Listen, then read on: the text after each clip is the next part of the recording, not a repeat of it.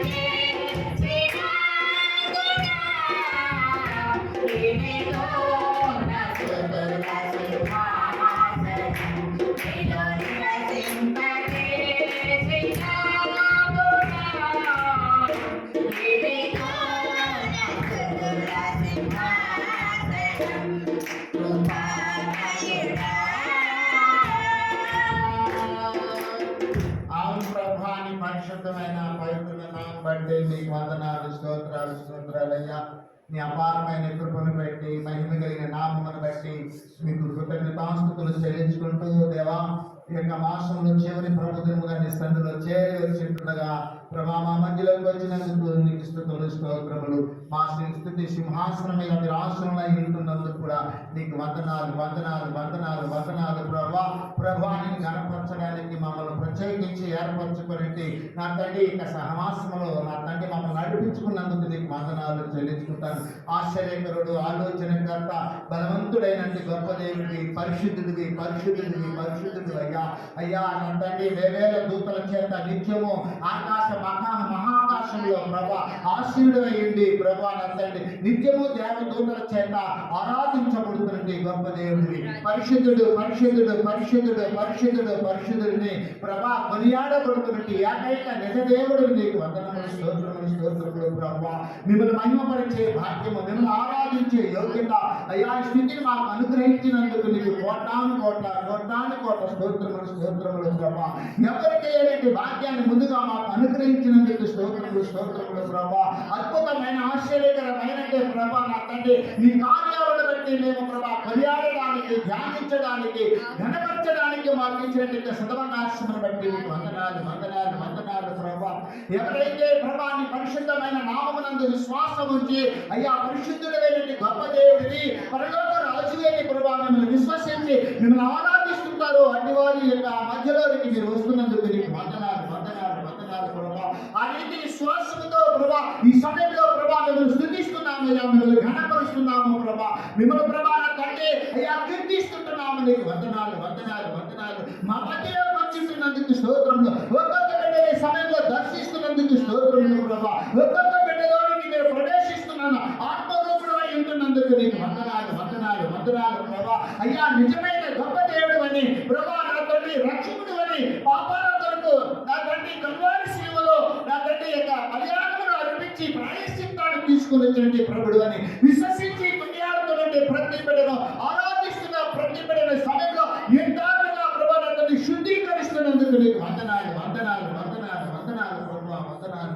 అయ్యా నీ ఘననామమును బట్టి ప్రభా కీర్తిస్తున్న ప్రతి బిడ్డలో ఈ సమయంలో అయ్యా మీరు ఆశీర్వదిస్తున్నందుకు నీకు స్తోత్రాలు స్తోత్రాలు స్తోత్రాలు తెలుసుకుంటాం ప్రభా. నీ యొక్క దీవెనల నిమిత్తమై అయ్యా పరిశుద్ధమైనటువంటి సహవాసంలో నిగ్రహం పొందిన నిమిత్తమై ప్రభా నీ సన్నిధి చేరి వచ్చామయ్యా. మిమ్మల్ని ఆరాధిస్తున్నాం ప్రభా, మిమ్మల్ని కనపరిచినాం ప్రభా. అన్ని జనుల మధ్య అద్వితీయుడైన సత్యదేవుడైన మిమ్మల్ని ప్రభా మేము కొనియాడుతుండగా మీరు మహిమనందుకున్నందుకు నీకు వందనాలు వందనాలు వందనాలు. సమయంలో ప్రభా నా తండ్రి నీ దాసుని ప్రభా సమయంలో మీరు జ్ఞాపకం చేసుకుంటున్నందుకు వందనాలు. నీ దాసుల నుంచి మీరు మాట్లాడబోతున్నారు అయ్యా, మరితో మాట్లాడుతున్నారు తండ్రి దాసుని ప్రభా సేవకుని ప్రభా గోడగా మీరు వాడుకోబోతున్నందుకు వందనాలు. వాడుకోండి ప్రభా మీరు మహిమపరచుకోండి అయ్యా. అయ్యా మంచి దైవీకమైన సంగతులతో నీ బిడ్డలమైన మాతో నా తండ్రి అయ్యా మీరు నా తండ్రి ఉచ్చరించబోతున్నందుకు నా తండ్రి నీ బిడ్డలను ప్రభా సంధించబోతున్నందుకు నీ మాటలతో ప్రభా నా తండ్రి అయ్యా నీ కృపను విస్తారపరిచి అయ్యా నా తండ్రి జ్ఞానమును దయచేయబోతున్నందుకు వందనాలు చెల్లించుకుంటున్నాను. ఎవరు యోగ్యమైన మంచి మనసుతో వాక్యం వినడానికి ఇష్టపడి ఉంటారో అటు వారందరినీ ప్రభా సమయంలో ప్రత్యేకమైన రీతిలో మీరు దర్శించబోతున్నందుకు నీకు వందనాలు స్తోత్రాలు స్తోత్రాలు. దీవించండి, నీ కృపతో నింపండి అయ్యా. ఆత్మతో సత్యముతో ఆరాధించి వారు కావాలని చెప్పారు ప్రభా. ఆత్మతో సత్యముతో ఆరాధించి అనుభవంలోనికి అయ్యా నీ బిడ్డలను ప్రభా నడిపించుకున్నారు నీకు స్తోత్రములు ప్రభా. ఆరాధించిన ప్రతి బిడ్డలను నిదానంగా దీవించండి. వారి బలహీనతలన్నింటినీ తీసివేస్తున్నందుకు వందనాలు. వారిలో వ్యాకులను తొలగిస్తున్నందుకు వందనాలు. వారిలో పాప స్థితిని తొలగిస్తున్నందుకు వందనాలు. వారిని ప్రభా నిదానంగా దీవిస్తున్నందుకు మీకు కోటాను కోట్ల స్తోత్రములు చెల్లించు. నీ కృపతో నింపుతున్నందుకు వందనాలు. ఈ నామమును మహిమ తెచ్చుకో. అద్భుత స్తోత్రాలు చెల్లించు. దీవులతో నింపినందుకు వందనాలు. వాక్యపు వెలుగుతో నింపి నడిపించి ఈ నామమునకే మహిమ తెచ్చుకుంటున్నందుకు వందనాలు. యేసుక్రీస్తు వారి శ్రేష్టమైన నామములోనికి ఆరాధన సమర్పిస్తున్నాను పరమ తండ్రి. ఆమేన్. హల్లెలూయా హల్లెలూయా హల్లెలూయా. దయచేసి కూర్చోండి ప్రియులారా.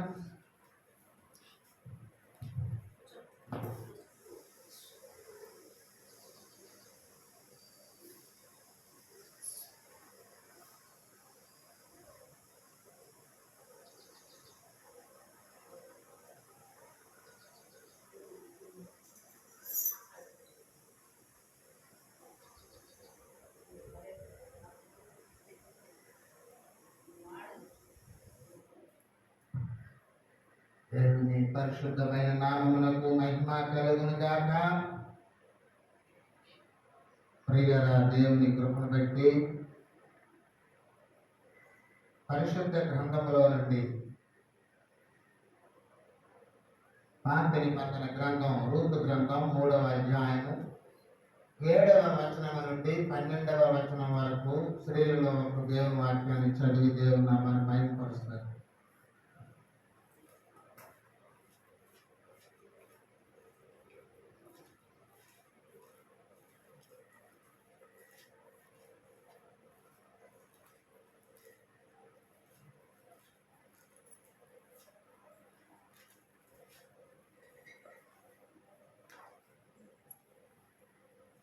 రూతు గ్రంథం 3వ అధ్యాయము 7 నుండి 12 వరకు.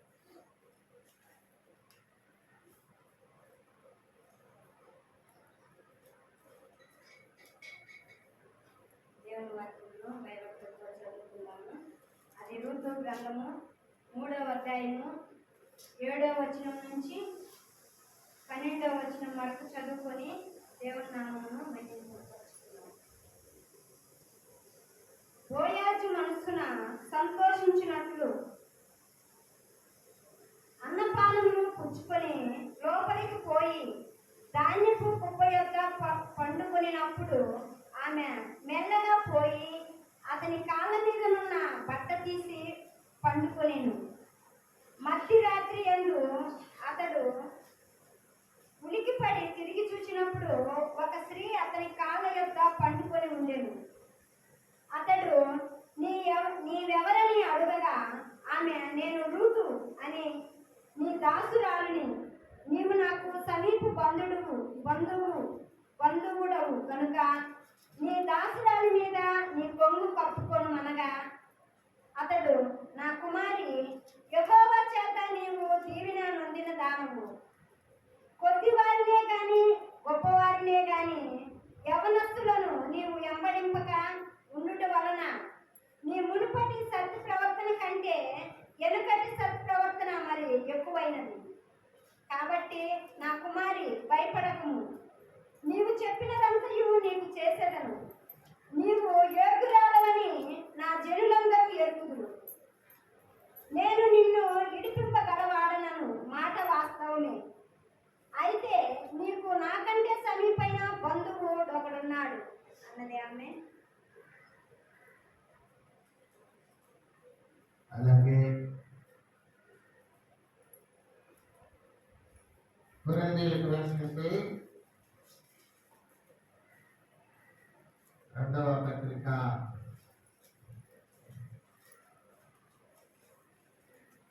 10వ అధ్యాయము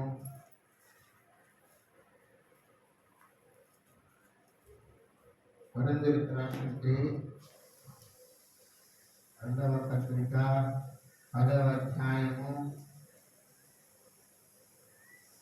14వ వచనం నుండి 18వ వచనం వరకు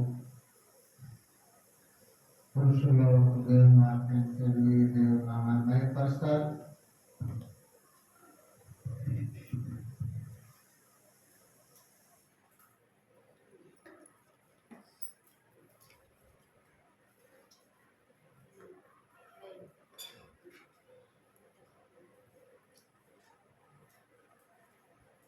కొరింథీయులకు రాసిన 2వ పత్రిక 10వ అధ్యాయము 14 నుంచి 18 వరకు చదివి ప్రభువుని మహిమపరుద్దాం. దేవుని వాక్యం ధ్యానించుకుందాం. అది పరిశుద్ధ గ్రంథం నుంచి కొరింథీయులకు రాసినటువంటి 2వ పత్రిక 10వ అధ్యాయము 14వ వచనం నుంచి 18వ వచనం వరకు చదువు. మేము క్రీస్తు సువార్తను ప్రకటించుచు మీ వరకును వచ్చి ఉంటిమి కనుక మీ యొద్దకు రానివారమైనట్టు మేము మా మేర దాటి వెళుచున్న వారము కాము. మేము మేరకు మించి ఇతరుల ప్రయాస ఫలములో భాగస్థులం అనుకుని అతిశయపడము. మీ విశ్వాసము అభివృద్ధి అయిన కొలది మాకు అనుగ్రహింపబడిన మేరకు లోపలనే సువార్త మరి విశేషముగా వ్యాపింపజేయచ్చు. మీ ఆవలి ప్రదేశములలో కూడా సువార్త ప్రకటించినట్లుగా మేము మీ మూలముగా గణపరచబడుమని నిరీక్షించుచున్నామే గాని మరి ఒకని మేరలో చేరి సిద్ధమయ్యున్నవి మావి అయినట్టు అతిశయింపగోరము. అతిశయించువాడు ప్రభువునందే అతిశయింపవలెను. ప్రభువు మెచ్చుకున్నవాడే యోగ్యుడు గాని తను తాను మెచ్చుకున్నవాడు యోగ్యుడు కాడు. అది ఆమె. సమయములో కడబూర శబ్దముతో రాకడ సమయములో కడబూర శబ్దముతో యేసుని చేరుకుని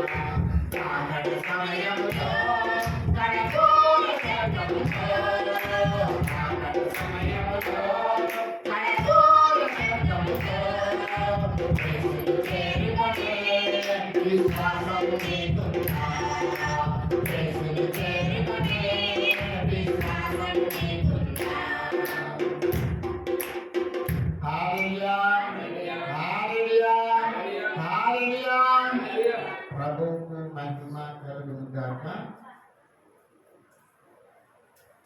ప్రియుల దేవుని కృపను పెట్టి ఈ 6వ మాసం చివరి ప్రభుదినంలోకి మనం వచ్చుంటున్నాం. దేవుని కృపను బట్టి ఆయన యొక్క దీవెనను బట్టి మనము ఈ నెల చివరి ఆదివారం ఉదయకాల ఆరాధనలో కూడి వచ్చుకుంటున్నాము. దేవుని మహిమ మన మీద ఉండులాగున ప్రభువును ఆరాధించాం, గణపరిచాం, స్తుతించాం. 10 నిమిషాలు మన జీవితాలకు అవసరమైన దైవ సంగతులు నేర్చుకోవడానికి ఆసక్తి కలిగింది. అలాగే ప్రతి ఆదివారం 11 గంటలకు మనము దేవుని సన్నిధికి రావాలి, దేవుని పాటలు పాడాలి. ఆరాధనలో ఉత్తర ప్రత్యుత్తర వాక్యం చదవడంలో మనం అందరం భాగస్వామి ఉన్నాయి. మనం ఇక్కడ ఒక 2 గంటల సేపు దేవుని సన్నిధిలో గడుపుతాం. ఈ 2 గంటల్లో మనం ఎంత కష్టపరుచుకున్నా మనతో ప్రయోజనం లేదు. ఆ సమయాన్ని ఉపయోగించుకోవడానికి మనం ఆసక్తి కలిగి ముందుకు సాగవలసిన వారున్నాయి. పరిశుద్ధులైన పౌలు గారు కొరింథీయులకు రాసినట్టు 2వ పత్రిక 10వ అధ్యాయంలో నుంచి మనకు అందించినటువంటి సత్యాన్ని మనం జ్ఞాపకం చేసుకుంటాం. ఆయన పరిచర్యలో ఆయన చాలా జాగ్రత్తతో కూడి పరిచర్య చేసినట్లుగా, సేవ చేసినట్లుగా పరిశుద్ధ గ్రంథంలో నుండి ఆయన తెలియవరుస్తూ ఉంటున్నాడు. ఈ పరిచర్య విషయంలో పరిశుద్ధమైన రీతిలో సేవ చేసి దేవుని యొక్క మెప్పు పొందడానికి ఆయన ఆశపడుతున్నారు. హల్లెలూయా. హల్లెలూయా. అందుకోసం తన పరిచర్య విషయాలంతటినీ ముందుగా ఆ యొక్క పత్రిక ద్వారా సంఘానికి రాస్తున్నాడు. నేను ఇలా సేవ చేశాను, నేను ఇలాగునా నేను దీవెనకరంగా ఉన్నాను, నేను మరి న్యాయముగా పరిచర్యలో ఒక పద్ధతిని, ఒక క్రమాన్ని, ఒక క్రమశిక్షణను నేను కలిగి నా సేవ పరిచర్యలో నేను చాలా జాగ్రత్తగా ముందుకు సాగాను. ఈ దేనిదేందో అతిశయించి జీవితాలను పాడు చేసుకోకుండా ప్రభువునందు అతిశయించడం అనేది మనకు అవసరం. ఎందుకంటే ప్రభువు మెచ్చుకుని వాడే యోగ్యుడు, తన్ను తాను మెచ్చుకుని వాడు యోగ్యుడు కాదు. హల్లెలూయా. హల్లెలూయా. హల్లెలూయా. ఆయన ఏమి చెప్పవస్తున్నాడంటే ఆయన జీవితంలో ఉన్న ఆయన పరిచయంలో ఉన్న విషయాలన్నీ ఆయన చెప్పుకుంటూ వచ్చి చివరిగా ఏం చెప్తున్నాడంటే, నిన్ను నీవు మెచ్చుకోవడం వల్ల నీకేమీ ప్రయోజనం లేదు, నిన్ను ప్రభువు మెచ్చుకోవాలి. ఈరోజు వాక్యం ఏంటంటే గమనించాలి, ప్రభువు మెచ్చుకొని జీవితము నీకు ఉందా? దేవుడు నిన్ను మెచ్చుకునేటట్టుగా నీ జీవితంలో నువ్వు కొనసాగించగలుగుతున్నావా? నిన్ను నీవు మెచ్చుకుంటున్నావా? మనుషుల మెప్పు కోరుతున్నావా? నీకు నీవే అతిశయము కలిగి జీవిస్తున్నావా? దేవునిలో అతిశయించడానికి చూస్తున్నావా? నీకు యోగ్యత, దేవుడు నిన్ను మెచ్చుకుంటేనే నీకు యోగ్యత. దేవుడు నిన్ను మెచ్చుకోనే జీవితం నీలో లేదనుకో, నీవు అయోగ్యుడు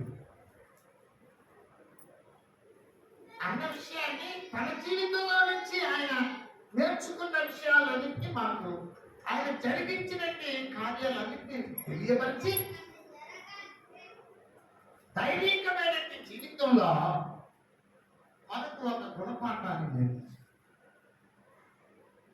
అది ఏంటంటే చూడండి 18వ వచనంలో, ప్రభువు మెచ్చుకుని వాడే యోగ్యుడు కానీ తన్ను తాను మెచ్చుకుని వాడు యోగ్యుడు కాదు.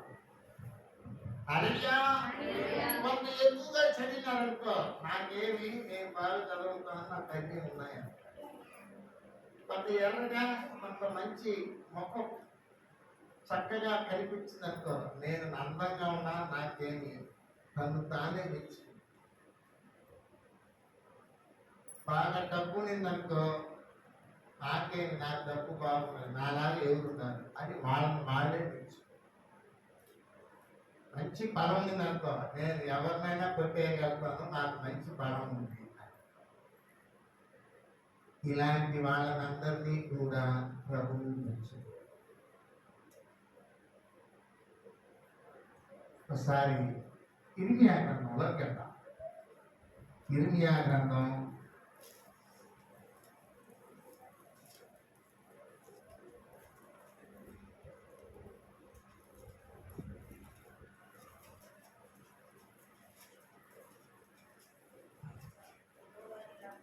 9వ అధ్యాయము 23, 24 వచనాలు. యెహోవా ఇలాగు సెలవిస్తున్నాడు, చూడండి, జ్ఞాని తన జ్ఞానమును బట్టి, సూర్యుడు తన శౌర్యమును బట్టి అతిశయింపకూడదు. ఐశ్వర్యవంతుడు తన ఐశ్వర్యమును బట్టి అతిశయింపకూడదు. అతిశయించువాడు దేనిని బట్టి అతిశయింపవలెననగా భూమి మీద కృప చూపుచు నీతి న్యాయములు జరిగించుచున్న యెహోవాను నేనే అని గ్రహించి నన్ను పరిశీలనగా తెలుసుకొనుటను బట్టి అతిశయింపవలెను. అట్టి వాటిలో నేను ఆనందించువాడనని యెహోవా సెలవిస్తున్నాడు. హల్లెలూయా. హల్లెలూయా. ఇక్కడ ప్రభు ఇక్కడ ఇర్మియా గ్రంథంలో ఏం చెప్తున్నారంటే, నీకున్న దాన్ని అతిశయించి దేవుని దగ్గర నీవు వేస్ట్ అయిపోవడం, దేవునిని తెలుసుకొనుటను బట్టి అతిశయించాలి ఇక్కడ చెప్పారు. మరి ఈ కొరింథీ పత్రికలో ఏమని చెప్పారంటే, అతిశయించువాడు ప్రభువునందే అతిశయింపవలెను. ప్రభువు మెచ్చుకొనివాడే యోగ్యుడు గాని తన్ను తాను మెచ్చుకొనివాడు యోగ్యుడు కాదు. అతిశయం ఎప్పుడు పుడుతుందో అప్పుడు తన్ను తానే మెచ్చుకోవడం, హెచ్చించుకోవడం జరుగుతుంది. నీవే నీకున్న దాన్ని చూసి, నీకు కలిగిన దాన్ని చూసి నీవే నిన్ను మెచ్చుకుంటూ అతిశయించుకుంటూ ఉంటే నీకు నీవే మెచ్చుకుంటూ నిన్ను హెచ్చించుకుంటున్నావు. అలాంటి వ్యక్తులను దేవుడు అంగీకరించు, వాళ్ళతో ఆనందించు, వాళ్ళని చూసి వాళ్ళని మెచ్చుకో. దేవుని పద్ధతి ప్రకారం జీవించే వ్యక్తులను చూసినప్పుడు ఆయన వాళ్ళని మెచ్చు. దేవుని మెప్పు పొందడానికి క్రైస్తవ జనాంగం ఎప్పుడూ కూడా ప్రయాసపడుతూ ఉంటారు. ఆయన దేవుడు నన్ను చూస్తూ ఉన్నాడు, ఆయన నన్ను మెచ్చుకోవాలి. నేను చేసే ప్రతి ఆత్మీయ జీవితంలో కావచ్చు, క్రియలో కావచ్చు, దేనిలోనైనా దేవుడు నిన్ను చూచినప్పుడు శభాష్, బాగా నేర్చుకున్నాడు, బాగుగా బ్రతుకుతున్నాడు, ఆమె నా మాట బాగుగా మంచి, చాలా ప్రియంగా. మెచ్చుకోవడం అనేది ఎటువంటిదంటే పక్క వాళ్ళ కన్నా నిన్ను కొంత హెచ్చించి మాట్లాడాలి. మెచ్చుకోవాలి. కొంతమందికి నచ్చదు మన ఎదుటే పక్క వాళ్ళని గనపరిచి హెచ్చించి మెచ్చుకొని మాట్లాడితే వెంటనే ఏం చేస్తుంటారు, అప్పుడు మేమంత పని మాట్లాడమా అని వాళ్ళని గురించి వాళ్ళే ఏం చేసుకుంటుంటారు, ఆలోచన చేసుకొని దాని మీద ఒక పెద్ద ప్రార్థన చేసుకుంటూ వాళ్ళ మనసులు కూడా వ్యాపులంలోకి నెట్టేసుకుంటారు. ఏది ఏమైనప్పటికీ ప్రభు మనతో మాట్లాడుతున్న మాట ఏమిటంటే, ప్రభు మెచ్చుకును జీవితం నీకుందా? ప్రభు వాక్యాలు ఏం చెప్తున్నావు? ఏం చెప్తున్నాయి దేవుని వాక్యాలు? నువ్వేం చేస్తున్నావు? ఆలోచన. ఇప్పటికీ కూడా చాలా మంది జీవితంలో ఆదివారం ఉదయకాల ఆరాధనకు దేవుని మందిరానికి వెళ్ళడానికి కూడా ఆలోచన కలిగి ఉండడం లేదు. 10 ఆజ్ఞలలో ఇశ్రాయేలీయులకు ఒక మాట చెప్పాడు. ఏమాట తెలిసిన? విశ్రాంతి దినమును పరిశుద్ధముగా ఆచరించుటకు జ్ఞాపకంలో ఉంచు. మరిచిపోయి లోకంలో పడిపోతాడు. అప్పుడు దేవుడు ఎలా మెచ్చుకుంటాడు? నీ ఇంట్లో నీ బిడ్డ నువ్వు చెప్పిన పని చేయకుండా ఎప్పుడు నీ విరుద్ధమైన పనే చేస్తూ ఉంటే అప్పుడు నువ్వు మెచ్చుకుంటావా? మంచోడు, నేను చెప్పిందంతా తోసేసి వాడికి ఇష్టంగా చేసుకుంటాను, చాలా మంచోడు అనుకుంటాము. ఒకసారి 2 సార్లు చిన్న బిడ్డ కొంచెం జ్ఞానం తక్కువ ఏదో చెప్పుకుంటాం, తర్వాత మనకు పాపం వచ్చి వాళ్ళని దూషించడమో దండించడమో చేసేస్తాం. అలాగే దేవుడు కూడా ఆయన ఓర్పునంతసేపు ఆయన దీర్ఘశాంతుడు. అంటే ఆయన కూడా అంటున్నాడు, ఏమంటున్నాడంటే ప్రీతికరమైన సేవ చేయండి, లేదంటే దహించి అగ్ని అయి ఉన్నాడు దేవుడు. మీ మధ్యలో దైవాశీర్వాదాల కొరకు, దేవుని యొక్క వాక్యం కొరకు, దేవుని యొక్క ప్రేమను పంచుకునే సహవాసం కొరకు మీ మధ్యలో మీ హృదయంలో ఎప్పుడు ఆలోచన కలిగి సిద్ధపడుతూ ఉండాలి.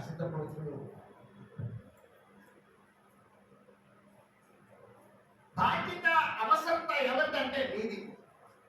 నువ్వే చక్కగా దేవుని యొక్క సన్నిధికి వెళ్ళి దేవుని వాక్యాలు విని నీ జీవితాన్ని సరి చేసుకోవడం, నీ పాప దోషాలకు ప్రాయశ్చిత్త మార్గాన్ని వెతుక్కొని దైవాశీర్వాదాలు పొందుకొని నీవు, నీ కుటుంబము, నీ కుటుంబ సభ్యులు అందరూ కూడా ప్రేమతో దీవెనలతో బ్రతకడం కొరకు నీవు చేతనైనంత వరకు దేవుని సన్నిధిలో నుంచి దీవెనలు తీసుకొని అన్నారు. అది దేవుని దగ్గరికి వెళ్ళడానికే నువ్వు పోస్ట్పోన్ చేసుకుంటూ వాయిదా సిద్ధాంతం పెట్టుకుంటూ రేపు పోదాంలే మళ్ళీ పోదాంలే ఉండదులే కానీ టైం ఇట్లా అనుకుంటూ నువ్వు ప్రార్థన చేయక, ప్రార్థనలో మోకరిల్లక, పాటలు పాడే దాంట్లో నువ్వు లేక, నువ్వు ఉత్తర పచిత్రం చదివే దాంట్లో నువ్వు లేక, ఆరాధనలో నువ్వు లేక, ఆ వాక్యంలో కొంత వచ్చి కొంత విని కొంత వినక ఇలా ఉంటూ జీవిస్తూ ఉన్నట్లయితే నువ్వు ఎప్పుడు ఇదే సిద్ధాంతాన్నే కొనసాగుతుంటే నీతో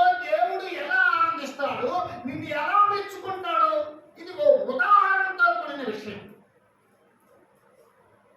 ఈ విషయంలోనే నేను ఇంకా దేవుని యొక్క గొప్పతనాన్ని నువ్వు అర్థం చేసుకోలేదు అంటే మరి నీకు ఎలా దేవుని యొక్క దీవెనలు అంటే దేవుని కన్నా కూడా దేనికైనా ఎక్కువగా నువ్వు అభిమానిస్తున్నావు, ప్రేమగా చూసుకుంటున్నావు, వాటి కొరకు సమయాన్ని ఖర్చు పెట్టేస్తున్నావు.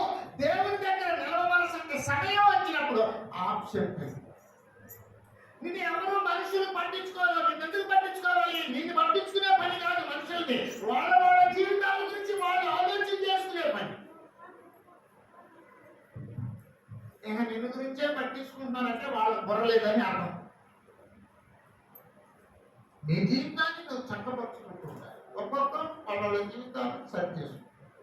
బాగుండి మనం చక్కగా ఉన్నామంటే పక్క వారికి సలహా ఇవ్వచ్చు, సహకారం. ఆయన అంటున్నాడు తిమోతికి రాసిన మొదటి పత్రిక 6వ అధ్యాయం 1వ వచనంలో, గలతీ పత్రికలోకి వెళ్దాం. గలతీ పత్రిక 6వ అధ్యాయం 1వ వచనంలోకి వెళ్దాం. గలతీ పత్రిక ఒకడు ఏ తప్పిదములోనైనను చిక్కుకొనిన ఎడల ఆత్మ సంబంధులైన మీలో ప్రతివాడు తానును శోధింపబడుతునేమో అని తన విషయమై చూచుకొనుచు సాత్వికమైన మనస్సుతో అట్టి వానిని మంచి దారికి తీసుకొని రావలను. నిన్ను గురించి నువ్వు పడిపోతావు ఏమో అని నిన్ను గురించి నువ్వు జాగ్రత్త పడుతూ పక్క వాళ్ళని హెల్ప్ చేయాలి.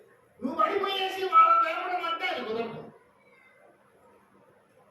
వాళ్ళకి సహాయపడాలని నువ్వు హద్దు మీద పడిపోయావనుకో నిన్ను లేపేదానికి వాళ్ళకి బలం లేదు, వాళ్ళకి తెలియదు. కాబట్టి నీవు ప్రభుని ఎరిగిన నీవు పడిపోకుండా ఉండడానికి నిన్ను గురించి నీవు జాగ్రత్త పడుతూ మరొకరికి హెల్ప్ చేసేదానికి అవసరాన్ని బట్టి నువ్వు చేయవచ్చు. ఆ అవకాశం నీకు వస్తే లేదంటే దానికి దేవుడు ఎవరినో ఒకరిని సిద్ధపరుచుంటాడు. అందుచేత ప్రభు వాక్యులు తెలియజేస్తాడు, ప్రభువు మెచ్చుకొను జీవితము నీకున్నా. ప్రభు పౌలు గారి ద్వారా ఏమంటాడంటే ప్రభువు మెచ్చుకుని వాడే యోగ్యుడు, తన్ను తాను మెచ్చుకుని వాడు యోగ్యుడు. ప్రభువునందు అతిశయించేవాడే గొప్పవాడు, తన యందు తాను అతిశయించేవాడు గొప్పవాడు. ఈ రెండు విషయాలు గుర్తులో ఉంచు. తనను తాను హెచ్చించుకుని వాడు దేవుని యందు తగ్గించాడు, తనను దేవుని యందు తగ్గించుకుని వాడు దేవుని యందు హెచ్చించాడు. ఈ మూడు విషయాలు చూసుకోండి ఒకసారి. నిన్ను గురించి నువ్వు హెచ్చించుకుంటూ ఉన్నావంటే నీకు మెప్పు దేవుని వల్ల కలుగదు. నిన్ను గురించి నీవు హెచ్చించుకుంటూ ఉన్నావంటే నిన్ను చూసి దేవుడు మెచ్చుకోవాలి.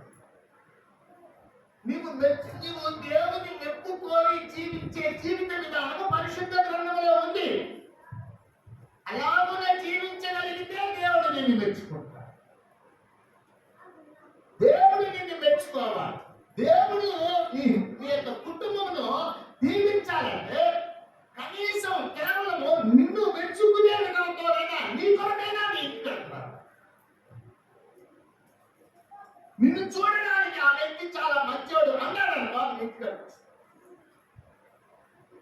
నీ కోసమైన నీ కుటుంబీకులను ఆయన భరిస్తాడు. అందుచేత ప్రతి క్రైస్తవులు తెలుసుకోవాల్సిన విషయం ఏంటంటే ప్రభువు మెచ్చుకునే జీవితాన్ని కలిగి. నేను 10th క్లాస్లో 500 మార్కులు తెచ్చేస్తాను, నా బోర్డు నా ఫేస్ బోర్డులో పెట్టేస్తారు. అప్పుడు నాకు ఎంత గొప్పతనం తెలిసినా ఇది కాదు. అసలు నీకు ఎన్ని మార్కులు వచ్చినా నీ ఫోటో అక్కడ బ్యానర్లో వేయవలసిన అవసరం లేదు. ఇప్పుడు వచ్చింది అవన్నీ. ఎందుకంటే వ్యాపారం, ఇంకొకరిని ఆకర్షించడానికి నీ బొమ్మను అక్కడ వాడుకుంటూ.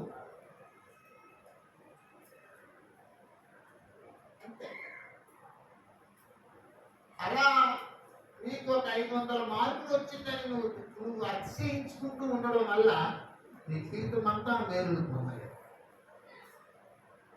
కాబట్టి దేనిలో నీవు మెప్పు పొందాలో, దేనిలో నీవు అతిశయం కలిగి ఉండాలో, దేనిలో నీవు హెచ్చించుకోవాలో, ఏ విధముగా హెచ్చింపు కలిగి ఉండాలో అవన్నీ నేర్చుకోవాలన్నది దేవుని యొక్క ఉద్దేశం. పౌలు గారు తన పరిచర్యలో ఉంటూ తన యొక్క జీవితాన్ని ఏం చేస్తుంటే క్రమపరుచుకుంటున్నారు. వేదన్న మేరలోకి వెళ్లకుండా నాకు కొలిచిచ్చిన మేరలోనే నాకు దేవుడిచ్చిన క్రమశిక్షణలోనే నేను బ్రతుకుతున్నా.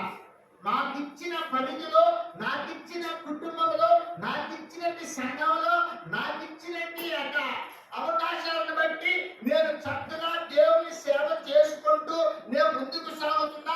నేను అనవసరమైన విషయాల్లోకి నేను తలదూర్చను. నేను దేవుడు చూస్తూ ఉంటాడు. నాకు కావాల్సిందంతా ఏంటంటే సేవ చేయడం అనేదే కాకుండా దేవుని సేవ నేను చేస్తున్న ఆ దేవుని సేవ ద్వారా దేవుని మెప్పు నాకు రావాలి. అలాగునా ఆయన ఉద్దేశం అలా ఉంటే ఇప్పుడు నీ ఉద్దేశం ఎలా ఉండాలంటే నేను దేవుని మెప్పు పొందే దేవుని బిడ్డగా జీవించాలి. నీకు ఇచ్చిన స్థితిలో, నిన్ను పిలిచిన పిలుపుని బట్టి, నీకు ఇచ్చిన స్థితిని బట్టి, నీకు ఇచ్చినటువంటి అవకాశాన్ని బట్టి, నీకు ఇచ్చినటువంటి సామర్థ్యాన్ని బట్టి, నీకు ఇచ్చినటువంటి ప్రతి విషయంలో నీకు దేనైతే ఇచ్చాడో అందులో నువ్వు నిలిచి నీవు దేవుని మెప్పును పొందే విధముగా నీవు జీవితాన్ని కలిగి. అందుకొరకు ప్రభు నీకు ఇచ్చిన ప్రతి దానిలో నుంచి నిన్ను చూస్తూ ఉంటాడు. నీవు ఎలా జీవిస్తున్నావు, నీవు ఎలా బ్రతుకుతున్నావు,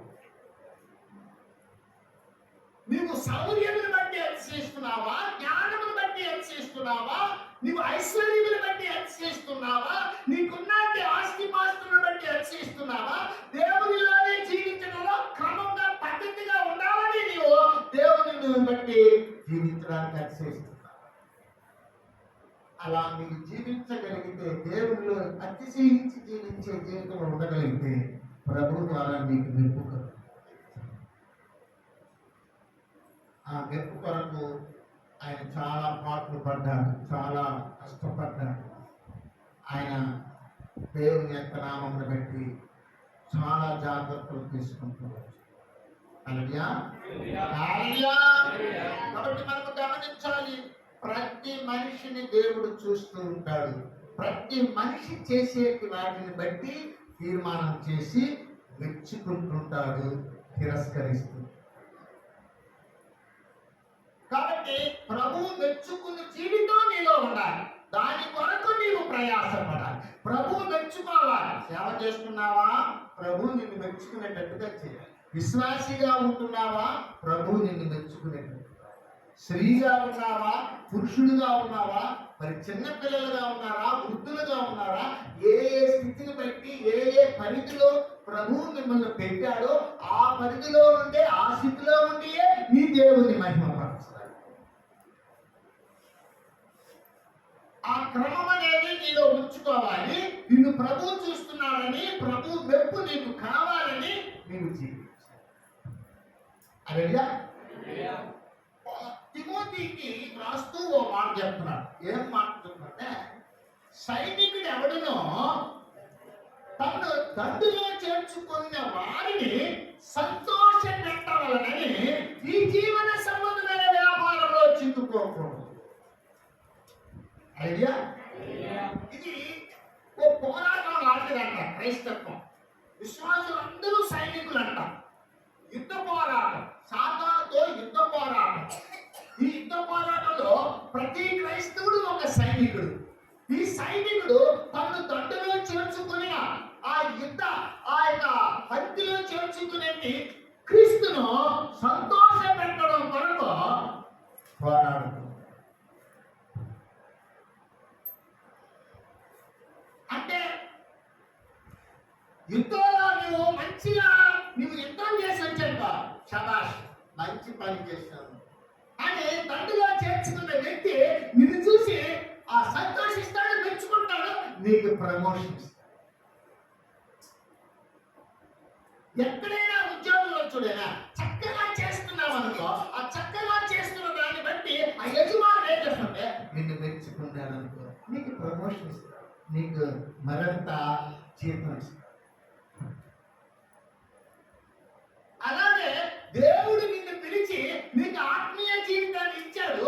ఈ ఆత్మీయ జీవితంలో నీవు చాలా చక్కగా న్యాయముగా పోరాడి నీ జీవితాన్ని, నీకు ఇచ్చిన పనిని లేదా నీకు ఇచ్చిన ఆత్మీయ జీవితాన్ని భద్రంగా కాపాడుకుంటూ ఉంటే నిన్ను పిలిచిన దేవుడు ఏం చేస్తుంటే నిన్ను చూసి నిన్ను మెచ్చుకుంటాడు.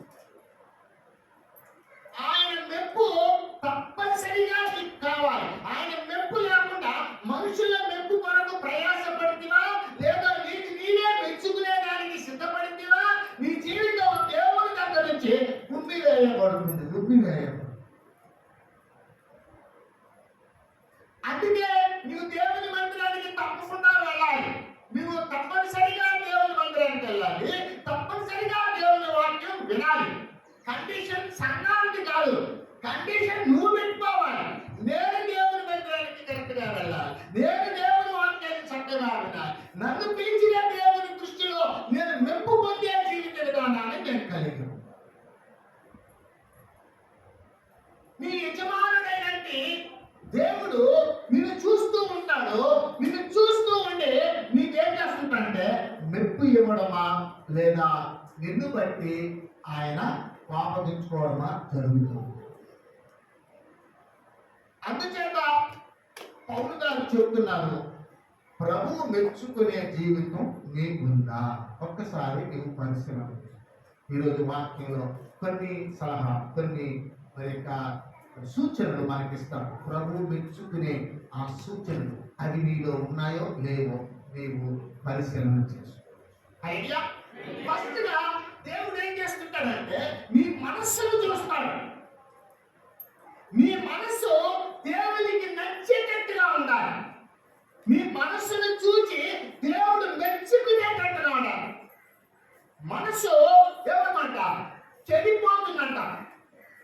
హృదయము మోసకరమైన వ్యాధిలో పడిపోతుంది, దాన్ని గ్రహించడం లేదు. ప్రభు అడుగుతున్నాడు 23, 26 సామెతల గ్రంథంలో ఓ మాట చెప్పినట్టు చూద్దాం. నా కుమారుడా, బైబిల్ చూడండి.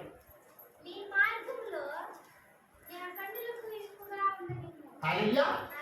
నా కుమారుడా, నీ హృదయము నాకిమ్ము, నా మార్గములో ఇంపుగా ఉంది. నీ హృదయాన్ని ఇచ్చి నీ హృదయములో అంతరంగం ఉంటుంది. అది మనస్సు అని కూర్చు. నీ మనస్సు మనం చెప్తారు అతనికి మంచి మనసే కాదు, మనసు మంచిది కాదు. ఎందువల్ల? మన క్రియల వల్ల, మన మాటల వల్ల అక్కడ ఏం చేస్తుంటారు? మనస్సు మంచిది కాదు.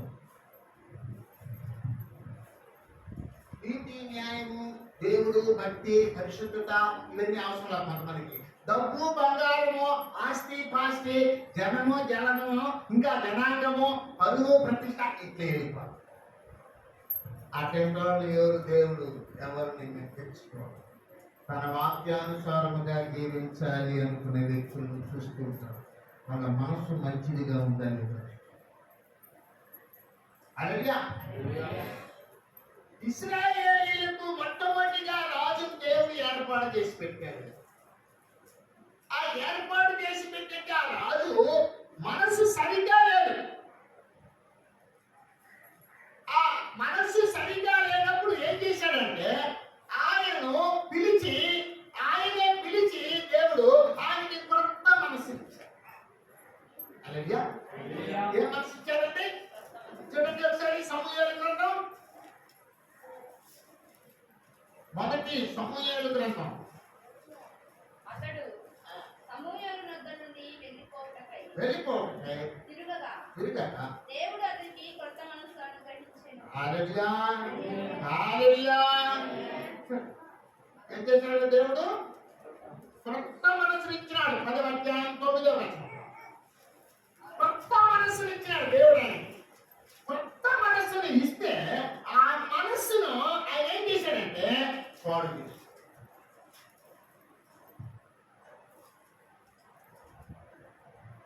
ఆ సౌలుని అక్కడ పెడతాం మనలోని దేవుడు మన లోకంలో పాడైపోయి ఉంటే, మన మనస్సు పాడైపోయి ఉంటే దేవుడు మనల్ని పిలిచి మారు మనస్సులకు తగిన కాలములు ఫలించడానికి అవకాశం ఇచ్చాడు. మారు మనస్సు అంటే కొత్త మనస్సు.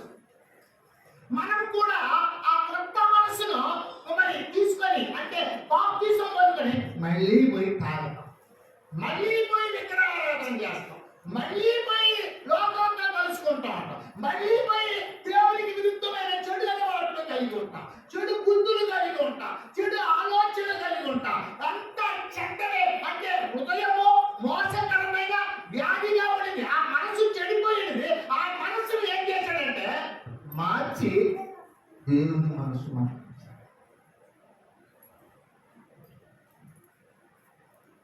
నూతనమైన హృదయం నీకు ఇచ్చేది, శుద్ధ జలములు నీ మీద చల్లుతా, నీ మనస్సును నేను మారుస్తా అన్నాడు.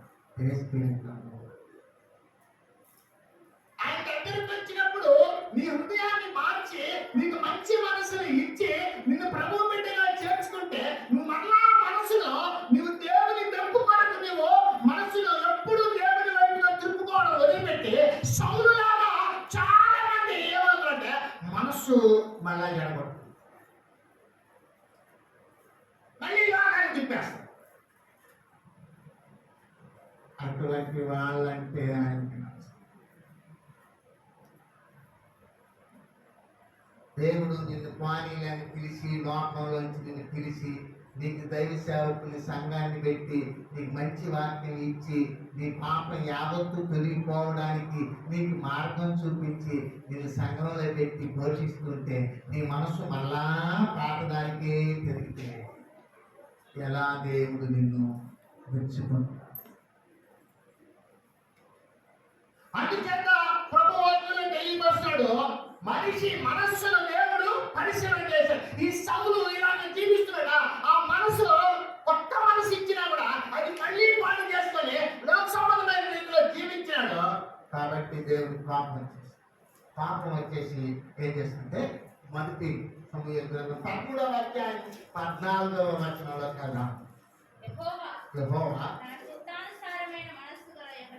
చూసారా, తనకిష్టమైన మనస్సు కలిగిన ఒకరిని కనుగొన్నాడంట.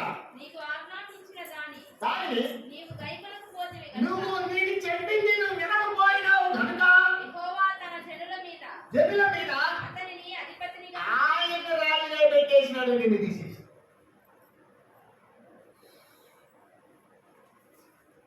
ఆ ఇద్దరి మధ్య చూడండి, సౌలుకు కూడా కొత్త మనసును ఇచ్చాడు, కానీ అతను దాన్ని పాడు చేసుకున్నాడు. మరలా దేవుడు అతనికి చెప్పిన మాట వినక పాడైపోయాడు కాబట్టి అతన్ని తోసివేసి కొత్తగా దేవునికి నచ్చే మనస్సును బట్టి అతన్ని మెచ్చుకొని అతను తీసి రాజుగా. అలాగనే నేటి దినాలలో కూడా ప్రభు ఎవరినైతే మెచ్చుకుంటాడో వాళ్ళ మనసును మొదట చూస్తాడు. మనస్సులో నువ్వు మంచి వ్యక్తిగా దేవునికి నచ్చే వ్యక్తిగా ఉంటే నిన్ను మెచ్చుకుంటాడు. ఇదేదో క్రిస్టియన్స్ అంటే ఒక చర్చి కలిగి ఒక పాస్టర్ కలిగి ఏమైనా పుట్టుకుంటున్నాడు పోయేసి వస్తాం. జాతర కాదు ఇది. ఏదో పోయినామా వచ్చినామా కొబ్బరి పెట్టుకున్నా తినేసామా అని మనం పాట గీతులో మనం చేస్తున్నామే. అలా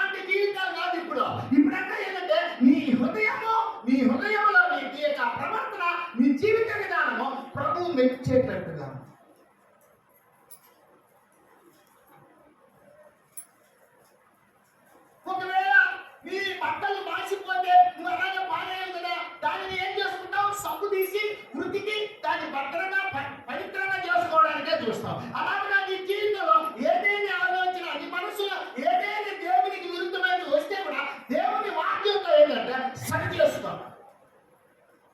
ఎప్పుడు మనస్సును పవిత్రంగా పెట్టుకోవడమే దేవుని ఎప్పుడు పవిత్రంగా మీ హృదయాన్ని పవిత్రంగా పెట్టుకోవాలి. వాళ్ళు ఇట్లా అయిపోయాను, మా ఇంట్లో వాళ్ళు ఇట్లా అయిపోయినాను, వాళ్ళు వద్దన్నారు, వీళ్ళు అట్టన్నారు, మా బంధువులు ఇట్టన్నారు, మా స్నేహితులు ఇట్టన్నారు, వాళ్ళు ఇట్టన్నారు అట్ట అంటే వాళ్ళు నీకు ప్రాణం పెట్టా, నీకు శరీరం మీద వాళ్ళు ఎవరు? నిన్ను సృష్టించిన సృష్టికర్త నీకు విమోచకుడైనా. అందుచేత ప్రభువు నీ చేసి మాట్లాడుతున్నాడు, నీకు చూసి మాట్లాడుతున్నాడు. నీవు మనసులో దేవుడు మెచ్చుకునేటట్టుగా నీ మనసును మార్చుకోవాలి. సౌలును చూసావా, దావీదును చూసావా? సౌలుకి మంచి కొత్త మనసు ఇచ్చాడు, ఆయన మనసును కూడా పాడు చేసుకొని ఆయన లోపలికి వెళ్ళిపోయి పాడైపోయి చచ్చిపోయాడు. దావీదు చూసావా, ఆయన దేవునిలోనే జీవించి మనస్సును మంచిగా పెట్టుకున్నాడు. అది అంటున్నాడు, ఇదిగో సమూయేలా, నేను మంచి మనస్సు కలిగిన ఒకటిని కనుగొన్నా, చూసిన వాడు నా ఇష్టానుసారం నా మనస్సు తగినట్టుగా నా ఉద్దేశాన్ని అనుసరించి జీవించాడు. దేవుడు నిన్ను చూసినప్పుడు, నీ మనస్సును చూసినప్పుడు ఆయన నిన్ను నీ హృదయ రహస్యాలు ఎరిగే దేవుడు అని చెప్తున్నాడు. నిన్ను చూసినప్పుడు నిన్ను మెచ్చుకోవాలి. పర్వాలేదు ఇప్పుడే వచ్చాడండి దేవుని మందిరానికి, ఇప్పుడే వచ్చాడు, కొత్తగా రక్షణ పొందుకునేదానికి వచ్చాడు, పర్వాలేదు. నేను చెప్పిన మా విషయాలని 50 ఏళ్ళు అయిందండి దేవుడు నా మందిరానికి వచ్చి, 50 ఏళ్ళు మందిరానికి వచ్చిన ఆ మనసు మారలేదు, ఆ జీవితం మారలేదు, అదంతా దరిద్రం అని చెప్పి నాకు అన్నీ తెలుసు అంటే అర్థం చెప్పడానికి తెలిసేది, నువ్వు జీవించడానికి తెలిసేది. ఇది నీ కొరకైన విషయం, నీ యొక్క వ్యక్తిగతమైన విషయం కాబట్టి నీవు శ్రద్ధగా దాన్ని ప్రభువు నిన్ను మెచ్చుకోవాలి, నీ మనస్సును మెచ్చుకోవాలి, నీ ఆలోచనలు మెచ్చుకోవాలి. ఆయన అన్ని చూస్తూ ఉంటాడు.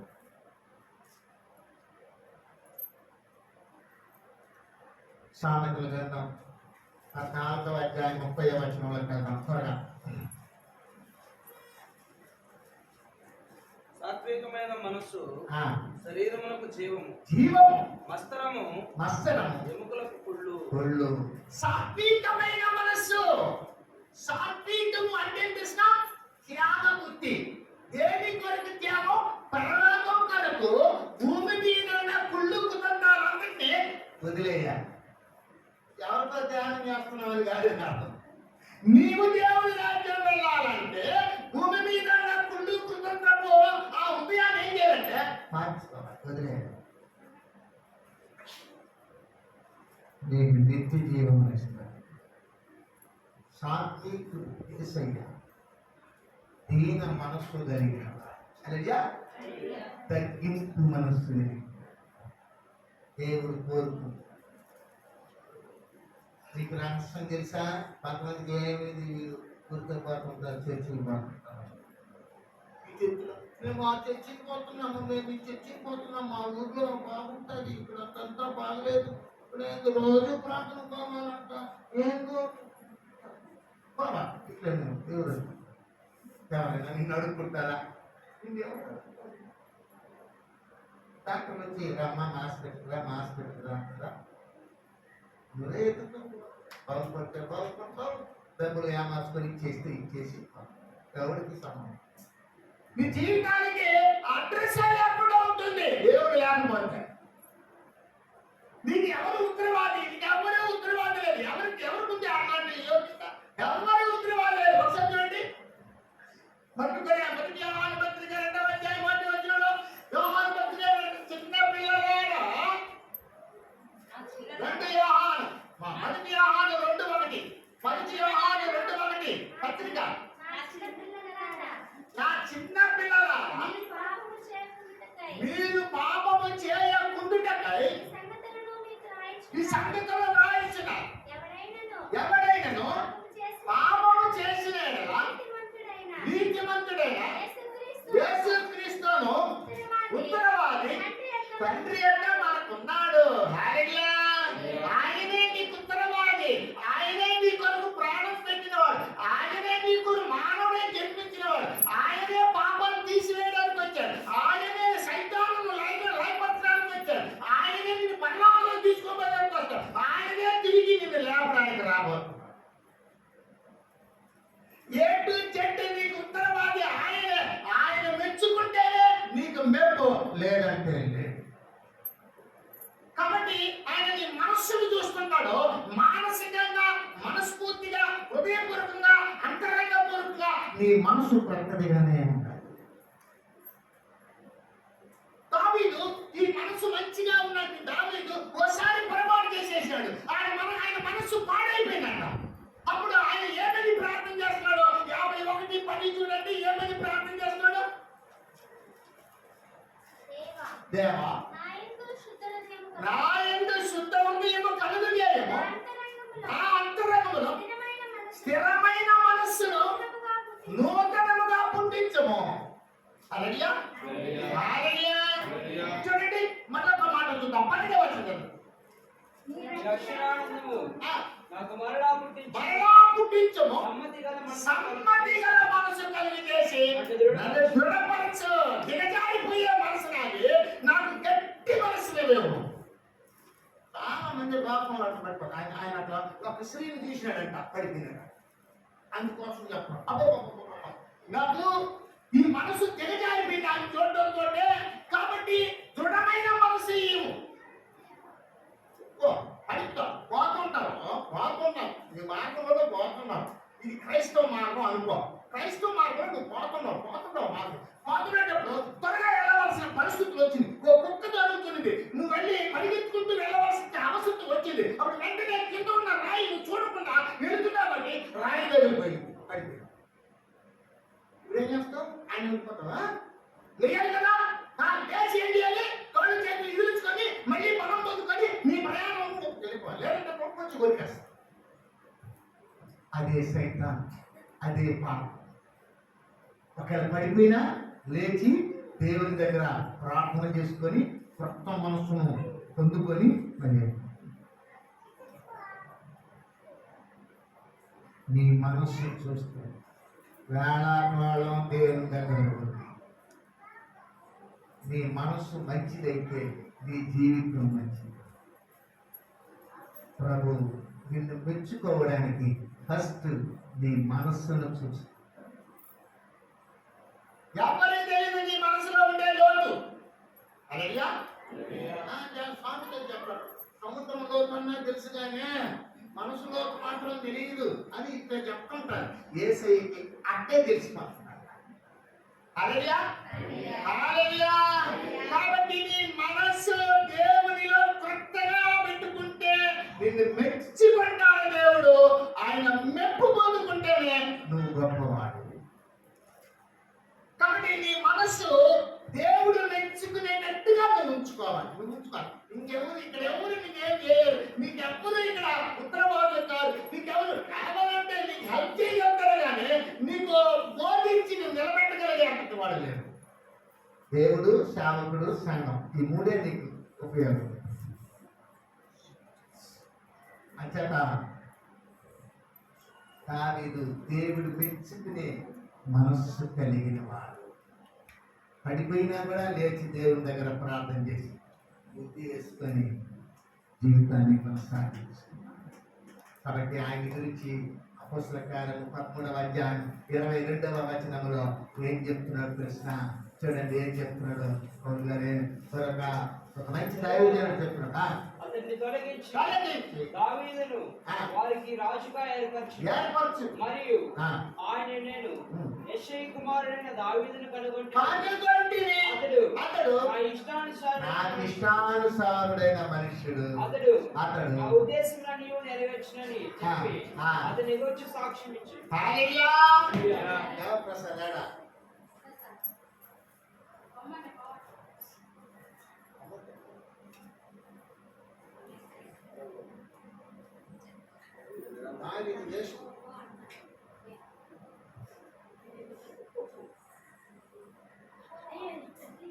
హల్లెలూయా. రెండవదిగా చూద్దాం, దేవుడు మెచ్చుకున్నవాడే యోగ్యుడు, తన్ను తాను మెచ్చుకున్నవాడు యోగ్యుడు.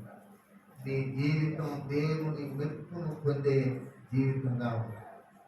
అలా ఉండడానికి మొదటిగా నీకు నీ మనస్సును ప్రభు మెప్పు కోరేటట్టుగా ఉంచుకోవాలి. హల్లెలూయా. రెండవదిగా చూద్దాం, రూతు గ్రంథం 3వ అధ్యాయం 10వ వచనం. అతడు, నా కుమారి నా కుమారి యెహోవా చేత యెహోవా చేత నీవు దీవెన నీవు దీవెన నిండిన దానవు, బుద్ధివారినే గాని బుద్ధివారినే గాని గొప్పవారినే గొప్పవారినే గాని యవ్వనస్తులను యవ్వనస్తులను నీవు నీవు వెంబడింపక ఆ, ఈ మునుపటి సత్ప్రవర్తన కంటే నీ సత్ప్రవర్తన వెనుకటి సత్ప్రవర్తన వెనుకటి సత్ప్రవర్తన ఎక్కువైనది. ఎక్కువైనది. హల్లెలూయా. హల్లెలూయా.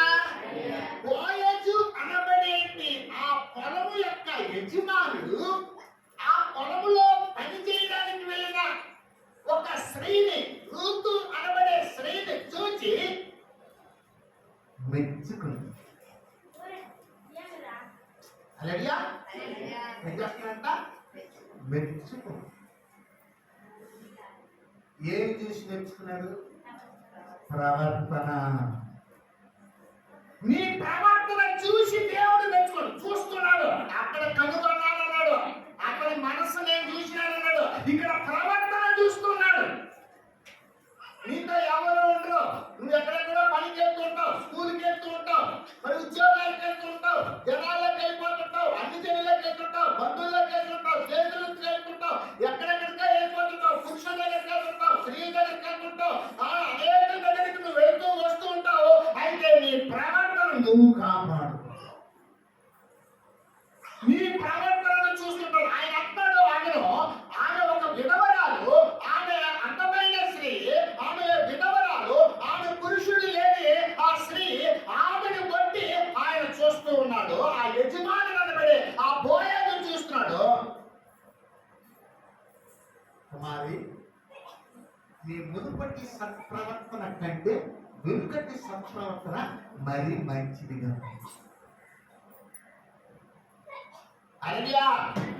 కష్టాలు వస్తే ప్రవర్తన మార్చుకుంటారు. ఆదాయం, డబ్బు, ఆస్తి వచ్చేస్తే ప్రవర్తన మార్చుకునేసుకుంటారు. కష్టాలు వచ్చినా ప్రవర్తన మారిపోతుంది. ఆదాయం, అంతస్తు వచ్చేసినా ప్రవర్తన మారిపోతుంది. చదువు వచ్చేసినా ప్రవర్తన మారిపోతుంది. ఉద్యోగం వచ్చేసినా ప్రవర్తన మారిపోతుంది. ఇంట్లో కష్టాలు వచ్చేసినా ప్రవర్తన మారిపోతుంది. ఇంట్లో సుఖంగా ఉన్నా ప్రవర్తన మారిపోతుంది.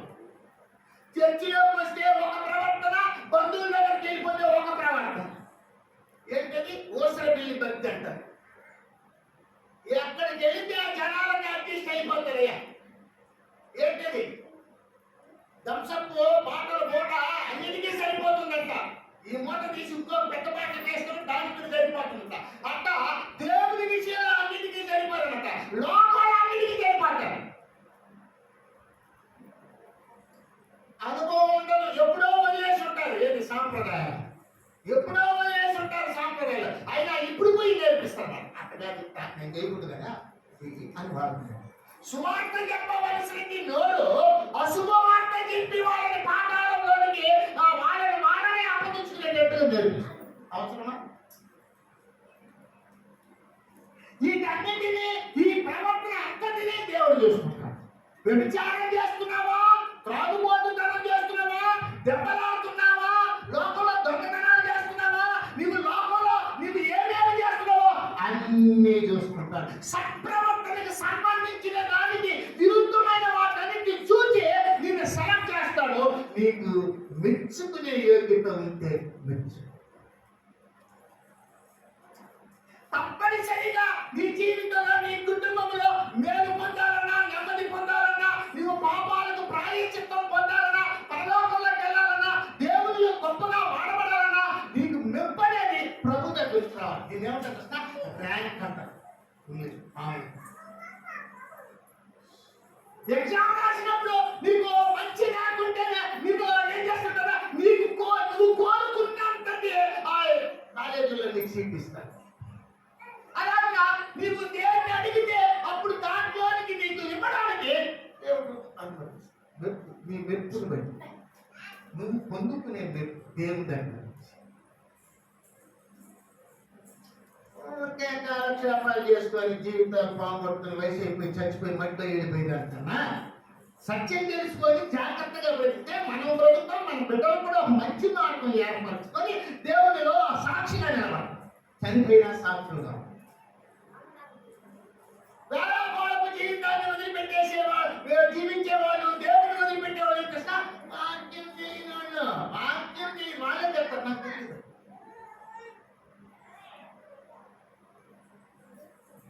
నేర్చుకోవాలి కదా. బయటికి వెళ్ళి నాకు తెలియదు సార్ ఎంత అంటే అంత అంటే అయ్యో సార్ ఇలా చెప్తే ఎవడ కాలేజీ పోయి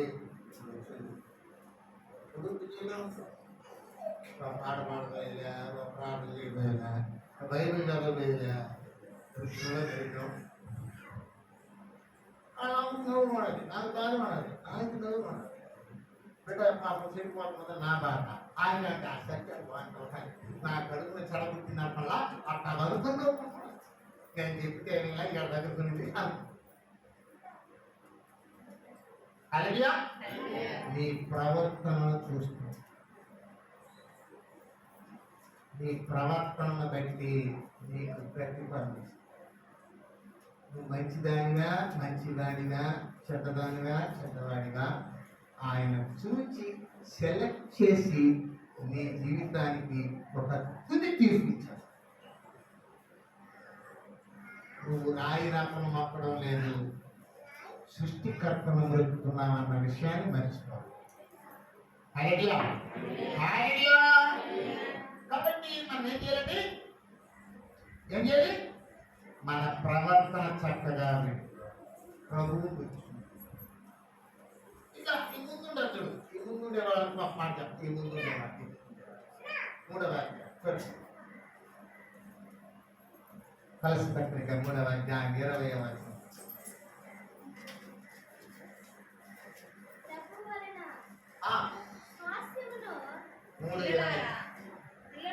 పిల్లలారా అన్ని విషయములలో మీ తల్లిదండ్రుల మాటలు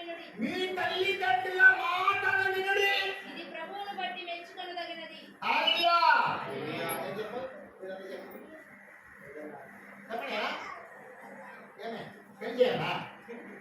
ప్రేమించిన అమ్మాయి కాకపోతే ప్రేమించిన వాడు ట్రాజడీలో పడిపోయినట్టుగా ఏదో ఒక బాధల్లో ఉన్నట్టు బాధ.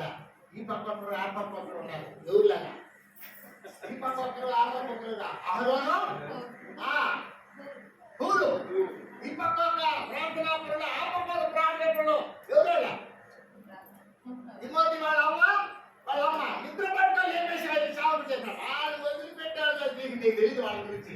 వాళ్ళు అనుకున్నట్టుగా సరేనా అంటారు, సరే కానీ తిరే కానీ వాళ్ళ మాట ఏమంటున్నారు. అవునా కదా? అవునంట. అవును, వాళ్ళు అనుకుంటే చేస్తున్నారు నా జీవితంలో. పిల్లలారా చదవక పిల్లలారా అన్ని విషయాలు, కొన్ని విషయాలు కాదు, అన్ని విషయములలో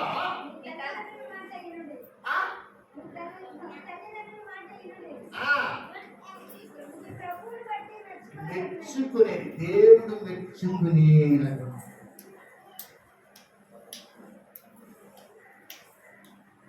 ప్రతి వారిని చూస్తుంటాడు. ప్రతి వారు వాళ్ళ ప్రవర్తనలో జాగ్రత్త. ఆమె పనుల్లో వెళ్ళిందంట, పనులు చేయించడానికి వెళితే ఎవరామె రూతోని ఆమె వెళ్ళినప్పుడు ఆ యజమానుడు చూస్తున్నాడు. ఈమె చాలా అందముగా ఉంది, విధవరాలు, చాలా మంది ఆమెను చూస్తుంటారు. కానీ ఈమె మాత్రం ఆమె పని చేసుకొని ఆమె జాగ్రత్త. ఆయన అంటాడు, కుమారి కొద్ది మందిని కానీ పెద్దవాళ్ళు పేదవాళ్ళు కానీ గొప్పవాళ్ళు కానీ నువ్వు వెంబడించాలి. నువ్వు చక్కగా బ్రతి. నేను వచ్చినప్పుడు ఉన్న ప్రవర్తన కన్నా ఇప్పుడుండే ప్రవర్తన ఇంకా బాగుంది. కాబట్టి ఇప్పుడు చదవండి రూతు గ్రంథము 3వ అధ్యాయంలో. కాబట్టి నా కుమారి భయపడకు, చేసేది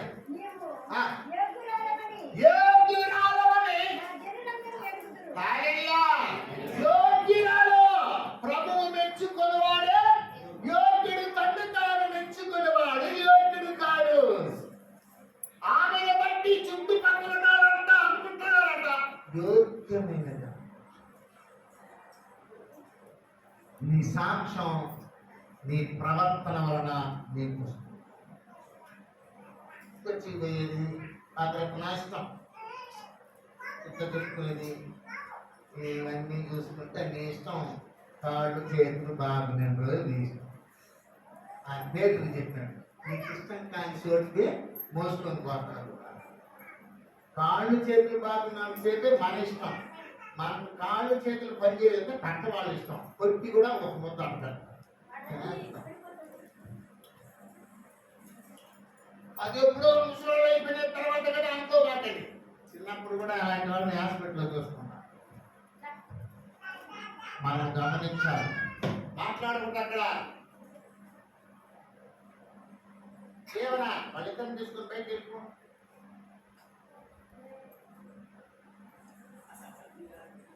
వాళ్ళు ఎవరా మన మేక ఇంట్లో పెట్టుకున్నారంట. ఆ మేక ఇంట్లో ఉండేదని లైట్ తోసింది తప్పకుండా. ముద్దులంతా బయట పెట్టండి. కొట్టి ముద్దులే రండి బాగుపరుస్తాడు. నీ ప్రవర్తన దేవుడికి ఇచ్చేదిగా ఉండాలి అని నువ్వు అనుకోవాలి. నేను అనుకుంటే నువ్వు అనుకోవాలి. నీ ప్రవర్తన జాగ్రత్తగా ప్రభు చెప్పారు వాక్యంలో. దేవుడు చూస్తున్నాడంట నా ప్రవర్తన. దేవుడు చెప్పాడు ప్రతి విషయంలో అన్ని విషయంలో అమ్మా నాన్నల మాట వినాలి. ఇది దేవుని బట్టి మెచ్చుకోదగింది. గుడ్ బాయ్ అంటాడు. ఏమంటాడా? గుడ్ బాయ్ అంటే ఇంకంటే అయిపోయింది. మొత్తం ఆశీర్వాదాలు నీకు ఇచ్చేస్తున్నాయి. బ్యాడ్ బాయ్ అంటే ఇంకంతే నువ్వు బాగా రాసింది అయిపోయి కనేసి దేవుని దగ్గర ఎవరు ఏం చేయలేదు. అంతే ఆయన చెప్పిందే చేయాలి. దాని పేరు మాత్రమే లేదు. మరి నీ ప్రవర్తన బహు జాగ్రత్తగా. సామెతల గ్రంథము 12వ అధ్యాయము 26వ వచనములో ప్రభు మరొక మాట మనకు తెలియవలసిన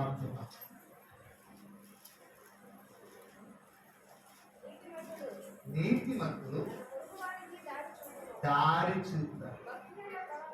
భక్తిహీనుల ప్రవర్తన చూసినావా? మీకు భక్తిహీనలో ఉన్నంత పక్కవాడు కూడా తప్పు దారి చూపిస్తాం. మీ ప్రవర్తన వల్ల వాళ్ళకి తప్పు. చెప్పడం తెలియదు. వాళ్ళంత ఒక్కసారి వచ్చి తెచ్చితే ఈ కష్టాలన్నీ తీరిపారు. ఒకసారి సరే అని వస్తారు వాళ్ళు. ఆ తర్వాత తెచ్చా అంతే అబద్ధాలు చెప్పారు. మోసం చేయమన్నాడు. తప్పకుండా మార్చుకుంది అని మనల్ని నిర్దిస్తుంది. అలాంటప్పుడు నీ మనసు మారి దేవుని ఎందుకు నువ్వు నమ్మకం ఉంచితే ఖచ్చితంగా దేవునికి సహాయం చేస్తాడు. అది చెప్పు గ్యారంటీగా. చెప్తే చెప్తున్నావు కదా, మంచి విషయాలు నేర్చుకుని చెప్పు. అప్పుడు నీకు మెప్పే కదా. సో నీ ప్రవర్తన వలన నీకు మెప్పు. నీ నడవడికలు నీ మాట కూడా సరే. కూతురు మాట్లాడుతున్నావు అనుకో, మంచి బిడ్డ అంటాడా?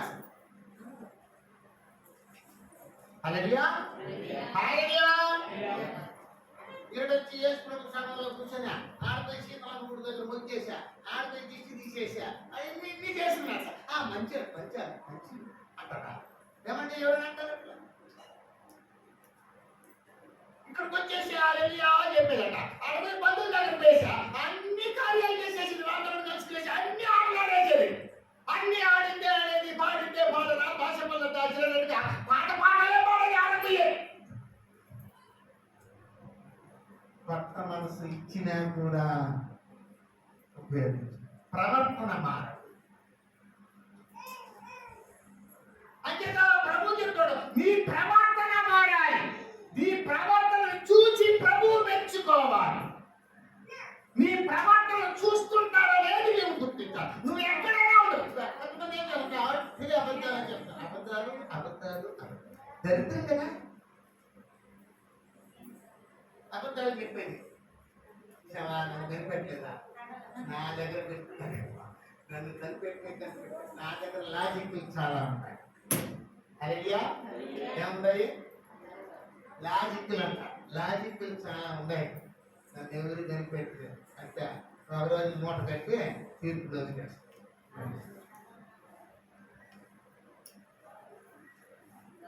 ఆ తీర్పు ఇదే. వెలుగు లోకములోకి వచ్చెను, కానీ చీకటి దాన్ని గ్రహింపదు. చీకటి సంబంధమైన ప్రవర్తన జీవితాన్ని నువ్వు కలిగి ఉన్నట్లయితే దేవుడు నిన్ను ఎలా మెచ్చుకుంటాడు? అది చేత భార్య భర్తను ప్రేమించాలి, భర్త భార్యను ప్రేమించాలి, భార్య భర్తకు లోబడి ఉండాలి, తల్లిదండ్రులకు బిడ్డలు విధేయులై ఉండాలి, అన్ని విషయంలో లోబడి ఉండాలి. ఇలాంటి క్రమం సంఘం అంతా కూడా కలిసి యజమానుడు అయినండి సేవకుడి దగ్గరకు వచ్చి అన్ని విషయాల్లో గౌరవించాలి. తెలుసా, మనకు తెలియదు, కొంతమంది తెలియదు. అవన్నీ తెలిస్తే బాగుపడిపోతాం, అవన్నీ నేర్చుకుంటే బాగుపడిపోతాం. అది చెప్పుకుంటారులే అని చెప్పే వాక్యాలు ఎవరు చేస్తున్నారు అట్లా అనుకుంటారు. అంటే వాళ్ళకి సైతం ఉండాలని అర్థం. నా లెక్క ప్రకారం అలా అర్థం మాట్లాడే వాళ్ళని సైతం.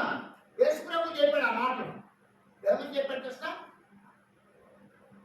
చెదరగొట్టువాడు నాకు సమకూర్చువాడు మనకు సమానం. చర్చికి వెళ్ళేవాళ్ళు జరగొట్టేవాళ్ళు, దేవుడికి కానుకలు ఇచ్చేవాళ్ళు జరగొట్టేవాళ్ళు, ప్రార్థనకి వెళ్ళేవాళ్ళు జరగొట్టే ఇలాంటి తెలియాలి. తెలుసా, ఇది తెలియాలి. వాక్యం చెప్తుంది. తెలివితేటలతో ఏదో మేనేజ్ చేసినట్టుగా, ఏదో మెయింటైన్ చేసినట్టుగా అనుకుంటాం. మెయింటైన్ గుర్తులే. సత్యాన్ని తెలుసుకునేదానికి చేతగాని కావాలి. సత్యం దగ్గరికి వెళ్ళేవాడు. ప్రభు ఏమన్నా, నీ బిడ్డలను, చిన్న బిడ్డలను నా యొద్దకు రానివ్వండి, వాడిని అడ్డగించే వాడి మెడకు తిరగట్రాయి కట్టి సముద్రంలో వేస్తే వాడికే వీళ్ళు.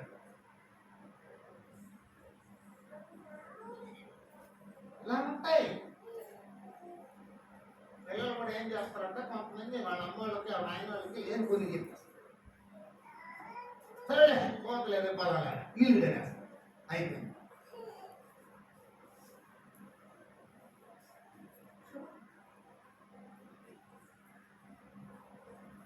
ఇవన్నీ దేవుడి విషయాలు తెలియకపోవడం వల్ల మనం ప్రవర్తన చేయాలి, ఉండడం వల్ల మనం కూడా సత్యం తెలుసుకొని ప్రవర్తించాలి అనేది దేవుడు. కాబట్టి నీ ప్రవర్తన దేవుడు మెచ్చేదిగా ఉండాలి. అలాగా నీ జీవితం దేవుడు మెచ్చుకునే జీవితంగా ఉందా? ఇది దేవుడు మెచ్చుకుంటాడా? నీ మనసును చూస్తున్నాడు, మెచ్చుకుంటాడా? నీ ప్రవర్తన చూస్తాడు, మెచ్చుకుంటాడా? దావీదును చూశాడు, మెచ్చుకున్నాడు. సౌలును చూశాడు, విసర్జించేశాడు. రూతును చూశాడు, మెచ్చుకున్నాడు. నిన్ను చూస్తే మెచ్చుకుంటాడా? అమ్మ నాన్న మాటలకు లోబడి బ్రతికే మనస్తత్వం లేకుండా తిరగబడుతున్నావా? తిరగబడిన రోజే అయిపోయింది సినిమా, అక్కడికి అయిపోయింది. రిలీజ్ చేసేసాడు, ఇంకా షూటింగ్ లేదు, రిలీజ్ అయిపోయింది. ఇంకా 10 మందిలో ఏమంటారు, చిచి అట్లా లోపం. ఏం మంచోడు మాకు కనిపిస్తున్నది ఇక్కడ. ఐడియా మన పిల్లల గురించి దాచిపెట్టుకునే పాసిపోయేదే. ఆడేం పరిశుద్ధంగా ఉండదు. కడుక్కోవాలన్నాడు, దాచిపెట్టుకోవాలి, అక్కడికి కడుక్కోవాలి. మీకు ఒక విషయం తెలుసా? ద్వితీయోపదేశ కాండంలో చెప్పబడుతుంది, మీ పిల్లలు మీ మాట వినకపోతే వాళ్ళని పిలుచుకొని వచ్చి న్యాయాధిపతుల దగ్గర నిలబెట్టి వీడు చెప్పిన మాటలు వినడం లేదయ్యా అని చెప్పండి అన్నాడు. ఎందుకంటే ఆ పిల్లలు చెడిపోకుండా ఉండాలంటే దేవుని భయంలో శిక్షణ వానలో పెంచాలన్నాడు. మనమే దాచిపెడితే మన ప్రవర్తనలో ఎంత మంచిదో ఒకసారి కనుక గమనించాలి. దేవుడు మెచ్చే ఆ జీవితంలో నీ ప్రవర్తన సరిగా ఉండాలి. హల్లెలూయా, హల్లెలూయా. మూడవదిగా చూద్దాం, చదవండి ప్రియులారా. లూకా సువార్త 18వ అధ్యాయం 13-14 వచనాలు. అయితే సుంకరి దూరముగా నిల్చుండి ఆకాశం వైపు కన్నులెత్తినకైనను ధైర్యము చాలక రొమ్ము కొట్టుకొనుచు దేవా దేవా పాపినైన నన్ను కరుణించు కరుణించుమని అని పలికెను. పలికెను. అతని కంటే నీతిమంతుడుగా ఇతడు నీతిమంతుడుగా నీతిమంతుడుగా తీర్చబడి తీర్చబడి తన ఇంటికి వెళ్ళని హల్లెలూయా, హల్లెలూయా. నీ ప్రార్థనలో కూడా నీవు దేవుని మెప్పు పొందేటట్టుగా ఉంటాయి. దేవుని మెప్పు నీ ప్రార్థన వల్ల కలిగేటట్టు నువ్వు చేసే ప్రార్థన దేవుడు అంగీకరించగలిగేటట్టుగా నేర్చుకోవాలి. అక్కడ ఇద్దరు ప్రార్థన చేశారు దేవాలయానికి వెళ్ళి. ఒకడు పరిసయ్యుడు, మరొకడు సుంకరి. పరిసయ్యుడు ప్రార్థన త్రోసివేయడం జరిగింది, సుంకరి ప్రార్థన మెచ్చుకోవడం జరిగింది. కనుక నీతిమంతుడు అనే బోర్డు ఆయనకి.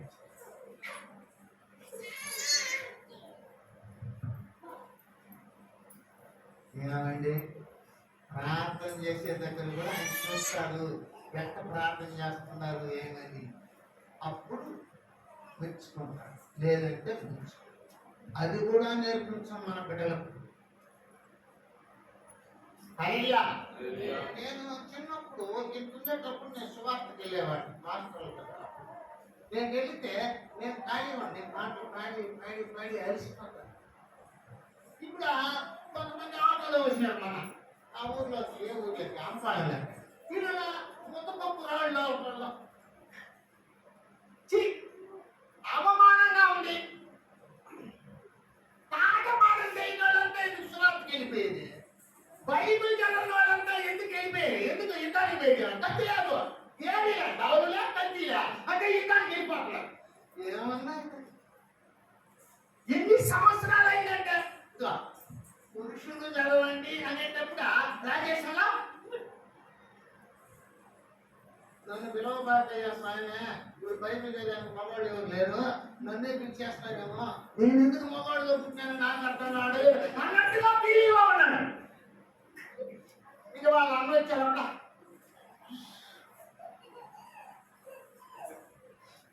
ఆ దావీదు గారు ఏమో ఇంటిలో పోయి సరదాము చేద్దాము కొడతాము చేద్దాం అదంతా ఆయన ఏందో 30 మందికి పెద్ద తండ్రి అయిపోయినట్టుగా ఆయన లాస్ట్లో 12 బడికి అట్టుపోతావా నెగ్లెన్స్ అనమాట. లెక్కలేని తనము, నేర్పరి తనం లేదు, నేర్చుకోవాలన్న ఆలోచన లేదు, ఇంట్లో పెద్దలు నేర్పించిన పదాలే నాకు తెలిసి. ఆ క్లాస్లో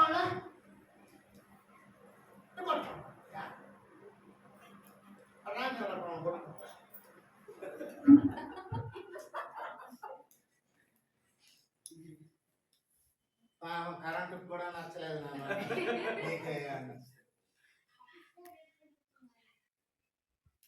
ఒక పని నీకు చూడు. మళ్ళీ ఇది దొంగలంతా పట్టిస్తాను చూడు, నీకు పట్టిస్తాయి. వీళ్ళందరినీ వాళ్ళ స్కూల్లో ఒకరు సీతారామరాజు లాగా, ఒకరు గాంధీ లాగా, ఒకరు నెహ్రూ లాగా, ఒకరు సుభాష్ చంద్రబోస్ లాగా, వాళ్ళకందరికీ నువ్వు ఒక వేషం కట్టేసి వదిలి చూడు, స్టేజ్ మీద చూడు ఎట్లా చేస్తారా?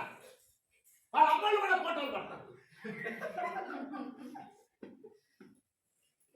దేనికదే ఇంకా వీళ్ళని కానీ కూచిపూడి నాట్యాన్ని కానీ వదిలే ఉంటా, వాళ్ళ అమ్మలు నుంచి ఇదంతా తగిలిచేసి ఇదంతా తగిలిచేసి ఎంత అందంగా ముఖాలు బాగా ఆడమని చేయండి నా కూతురు. అవసరమా సువార్త గురించి పాట పాడు, నేను పాడే పాటలు నచ్చదు, పెద్దవాళ్ళు నచ్చదు. ఏంటంటే వాళ్ళు చూస్తున్నా ఫ్యాన్స్, నేను అన్నీ తెలిసి అందరికీ నేను చదువు లేని వాళ్ళు కూడా పాడగలిగేటట్టు పాటలు ఎంచుకొని నేర్చుకున్నాను. నాకు కావాలంటే అందరూ పాడాలి, నేను ఒక్కడే పాడుకునేది కాదు. నా ఒక్కడే మహిమ కొరకు పోరాడను.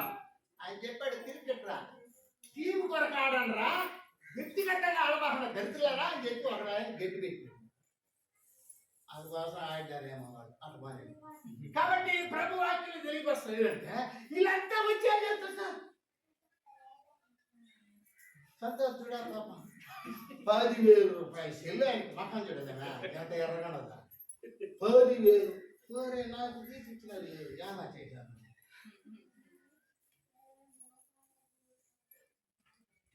ఇప్పుడు కూడా చేతి మమ్మీ సెల్ఫోనా నువ్వే చూడాలా అని అడుక్కునే వాళ్ళు కూడా ఉన్నారు తెలుసా.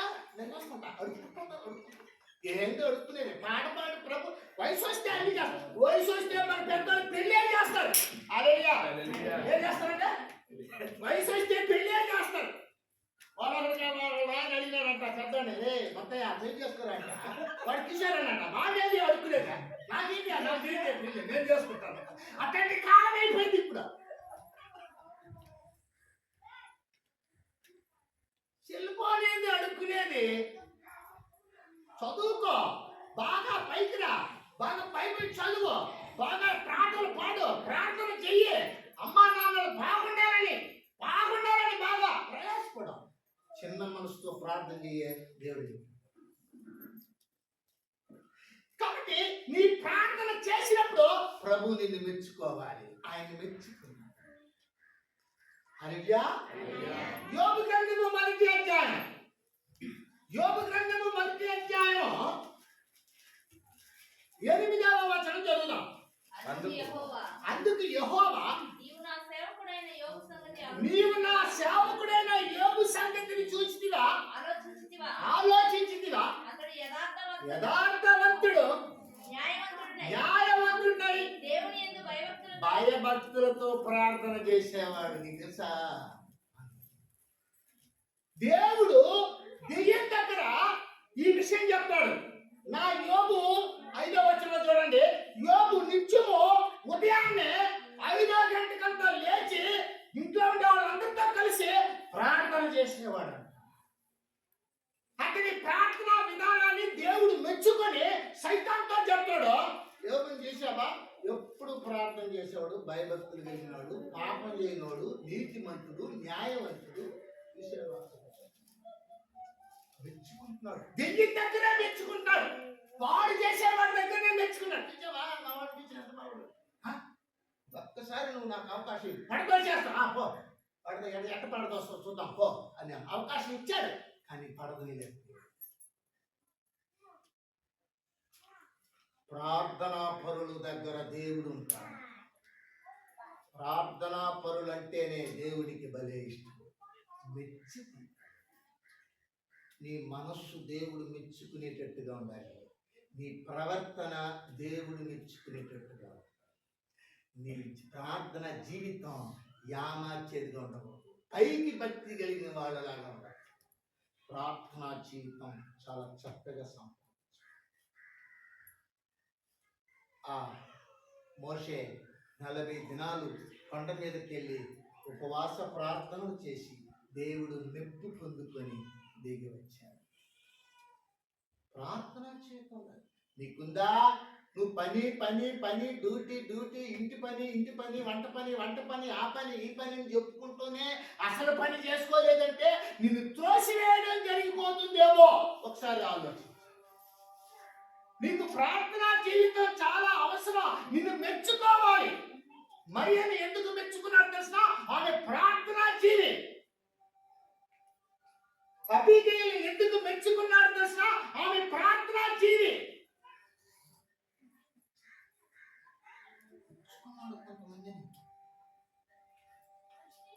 ఈ యెహోషువను ఎందుకున్నాడు తెలుసా? అతడు ప్రార్థనా జీవితం కలిగిన వాడు. చిన్నప్పటి నుంచే ప్రార్థనా పరుడు ఆయన. సమూయేలు ఎటువంటి వాడంటే ప్రార్థనా పరుడు. దీర్ఘదర్శనులు చెప్పడానికి నీ ప్రార్థన నీ ప్రభువుని ఆకర్షిస్తుంది. అందువల్ల నీకు మెప్పుకోరు. ప్రార్థన లేని బిడ్డలు, ప్రార్థన లేని పురుషులు, ప్రార్థన లేని స్త్రీలు సున్నా.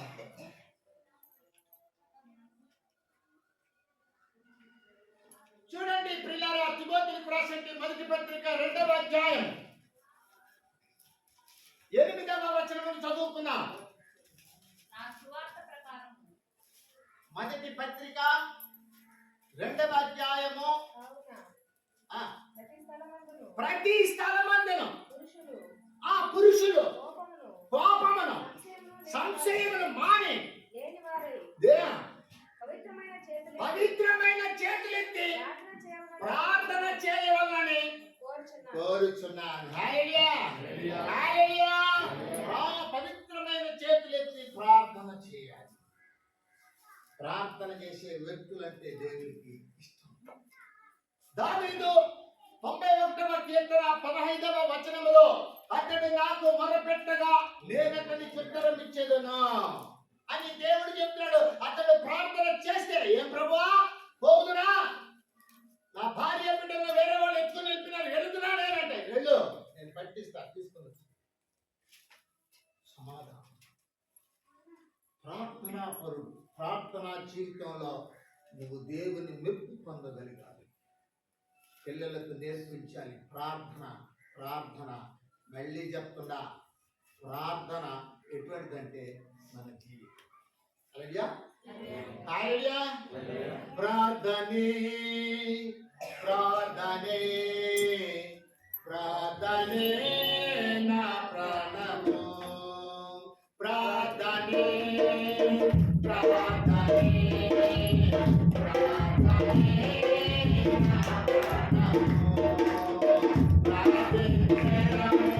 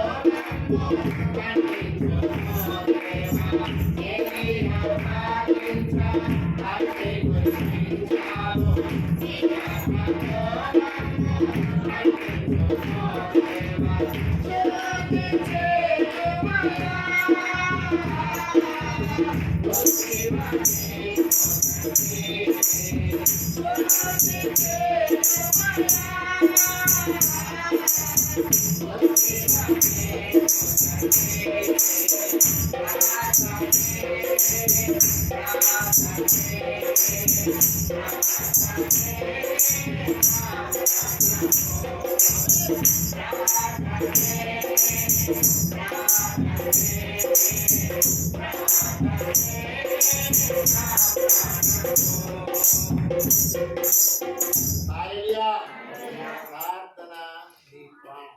చిన్నపిల్లలు కావచ్చు, పెద్దవాళ్ళు కావచ్చు, ముసోళ్ళు కావచ్చు, పశువులు కావచ్చు, స్త్రీలు కావచ్చు, పురుషులు కావచ్చు, ఎవరైనా క్రైస్తవులు దేవుని బిడ్డలు మందిరానికి వెళ్తున్నారంటే బలహీనులు, పాలు మారుకునే వాళ్ళు, వాయిదా సిస్టమ్ వేసుకునే వాళ్ళు, వాటిని మర్చిపోయేవాడుగా లేకుండా ప్రార్థన చేసుకుంటే ప్రాణం ఎంత.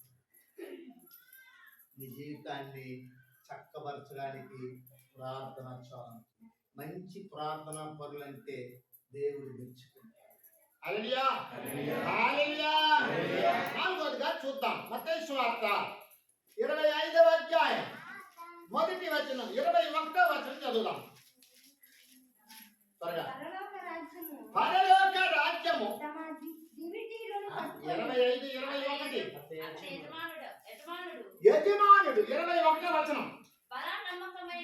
బడా నమ్మకమైన మంచి దాసుడా, నీవు ఈ కొంచెములో నమ్మకముగా ఉంటివి, నిన్ను అనేకమైన వాటి మీద నియమించెదను. నీ యజమానుని సంతోషములో పాలు పొందుమని అతనితో చెప్పెను. హల్లెలూయా హల్లెలూయా. చూడండి, ఈ ఉపమానములో 3 రకాల బాధ్యతలు ఇచ్చాడు. రాజు 3 రకాల బాధ్యతలు ఇచ్చాడు. ఆ బాధ్యతలు ఒకరికి ఎన్ని మీనాలు? 1 మీన. 5, 2, 1. హల్లెలూయా అనుకున్నాం. దీనిలో ఇవన్నీ కూడా కొంతదే, చిన్నదే. ఆ బాధ్యత ఇచ్చాడు. అందులో కొంతమంది ఏం చేశారంటే, ముగ్గురు ఒక ఇద్దరు ఇచ్చిన దానిని వ్యాపారం చేసి వృత్తిపరిచి మరలా తీసుకొని వచ్చి ఆ యజమానుడికి అప్పగించారు. అయ్యా ఇదిగో, ఇది మీరు ఇచ్చిన డబ్బు, దీనితో నేను వ్యవసాయం చేశాను, నేను వ్యాపారం చేసి ఏదో ఇది సంపాదించానయ్యా, ఇది ఇదిగోండి లెక్క. అప్పుడు ఆయన అంటాడు, బడా మంచి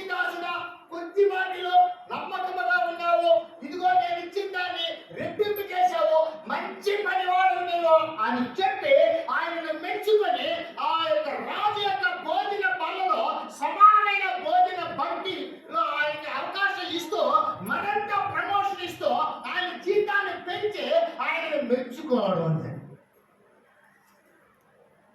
ఒక్క మీద తీసుకునే వ్యక్తి దానిని రూపాల్లో కట్టి భూమిలో లేదా ఒక దగ్గర పాతి పెట్టేసి రాజుగారు వచ్చినప్పుడు ఇదిగోయ్యా నీ డబ్బు నువ్వు వచ్చి మళ్ళీ అడగతాను నాకు తెలుసు అని కఠినంగా మాట్లాడినాడంట. అందుని బట్టి సోమరిగైన చెడ్డదాసుడు అని అతన్ని గద్దించడము ఇతన్ని మెచ్చుకోవడము జరిగింది. బాగా గమనించాలి. దేవుడు ఈ భూమి మీద నిన్ను పెట్టి నీకు ఒక చిన్న పనినిచ్చాడు, లేదా ఒక బాధ్యత ఇచ్చాడు, లేదా సంసార జీవితంలో మితమైన అనుభవం కలిగి ఆ యొక్క స్థితిని ఇచ్చాడు, స్తోమతనిచ్చాడు. ఆ స్తోమతలో నువ్వు నమ్మకమైన దేవుని బిడ్డగా ఉండి నీకు ఇచ్చిన పనిని నువ్వేంటంట రెట్టింపు చేసే దేవుని చేస్తుంది. హల్లెలూయా, హల్లెలూయా. నీకు ఒక ముగ్గురు బిడ్డలు ఇచ్చాడు. ఆ ముగ్గురు బిడ్డల్ని మంచిగా పెంచి దేవునికి చూపించాడు. నీకు ఒకే ఒక కొడుకునిచ్చాడు. ఒకే ఒక కుమారుడు ఎవరైనా ఉండొచ్చు, వాళ్ళని చక్కగా పెంచి దేవునికి చేస్తుంది. ఇది ఒక పని, ఒక బాధ్యత. ఆ పనిని, ఆ బాధ్యతను ఆయన సూచించిన సూచనల ప్రకారం వచ్చింది. నీకు ఒక ఉద్యోగం ఇచ్చినాడనుకో న్యాయంగా చేయాలి. ఒక కూలి పని చేస్తున్నట్టు పద్ధతిగా చేయాలి. అన్యాయంగా సంపాదించి అన్యాయమైన రూపంలో వెళ్ళకూడదు. దేవుడు చూస్తూ దీన్ని బట్టి మనతో మాట్లాడుతున్న మాట ఏంటంటే నీ బాధ్యతలలో దేవుడు నిన్ను మెచ్చేలా నిన్ను మెచ్చుకోవాలి. హల్లెలూయా, హల్లెలూయా. దానియేలును తీసుకొని వెళ్ళి ఒక బానిస దేశంలో పెట్టారు.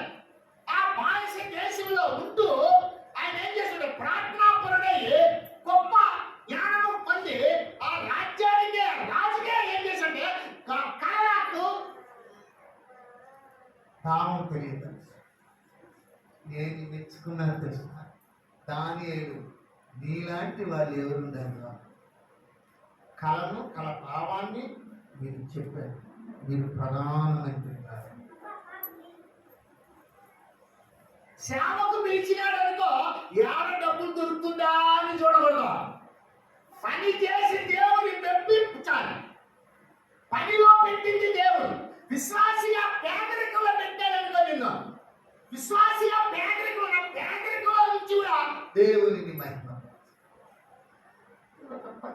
పక్కన చూసా చూడా మనం దేవుని కూడా చర్చికి పోతున్నాం, మనకి ఏం ప్రయోజనం? వాళ్ళు చూడ ఎంత జాలీగా ఉన్నారా, వాళ్ళకే దేవుడు అన్ని ఇచ్చేస్తున్నాడు అని ఇలా భక్తిహీనులను చూసి వ్యసనపడి మృగాలా ప్రవర్తించే వాళ్ళు క్రైస్తవుల్లో చాలా మంది.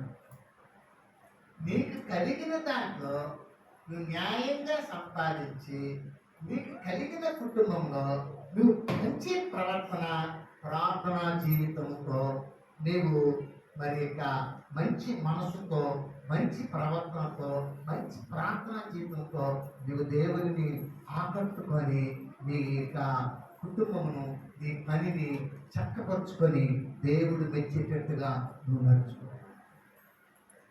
అందుకే ఈ వాక్యం మనకు తెలియజేస్తున్నారు. సామెతల గ్రంథంలో చూద్దాం 22వ అధ్యాయం 29వ వచనంలో. సామెతల గ్రంథం 22:29లో చూద్దాం. తన పనిలో నిపుణత గల వారిని చూచితివా? అల్పులైన వారి ఎదుట కాదు, ఆడు రాజుల ఎదుటే నిలబడతాడు. హల్లెలూయా. కలవ యేసేపు రాజు ఎదుట నిలబడ్డాడు. దానియేలు రాజు ఎదుట నిలబడ్డాడు. మొర్దెకై రాజు ఎదుట నిలబడ్డాడు. అందరూ రాజు దగ్గర పోయి వాళ్ళ పనితనాల్లో వాళ్ళు దేవుడు ఇచ్చేది వాళ్ళ పనిలో కూడా వాళ్ళు నిపుణతను కలిగి నీవు దేవుడు నీకు ఇచ్చిన చిన్న పనైనా పేద వ్యక్తిగా ఉన్నా దాని గురించి పాల్పడు. మంచిగా జీవించి దేవుడిచ్చి దాన్ని రెట్టింపు చేసి దేవుడు. హల్లెలూయా, హల్లెలూయా. బిడ్డలో దేవుడిచ్చు బహుమానం, గర్భఫలము ఆయన ఇచ్చు బహుమానం, కుమారుడు దేవుడిచ్చిన శ్వాస. దీన్ని ఏం చేయాలి? ఏం చేయాలి? ఆయన ఇట్లా వదిలేసినంత ఆయన ఇట్లా చదివేసానంటే తర్వాత లైన్ అడిగా అఖిలేడా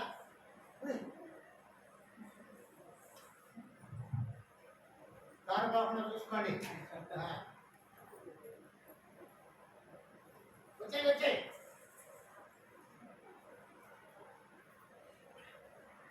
మా మీద కంప్లైంట్ ఏం తెలిసినా నాకు ఏం చెప్తాడు పని పాస్ నన్ను ఏం చూసుకుంటాడు అంత జనాలు ఉంటాను కదా ఆయన చూడవచ్చు కదా ఆయన నాకు కుట్టి నాకు ఆయనే కనిపిస్తాడు.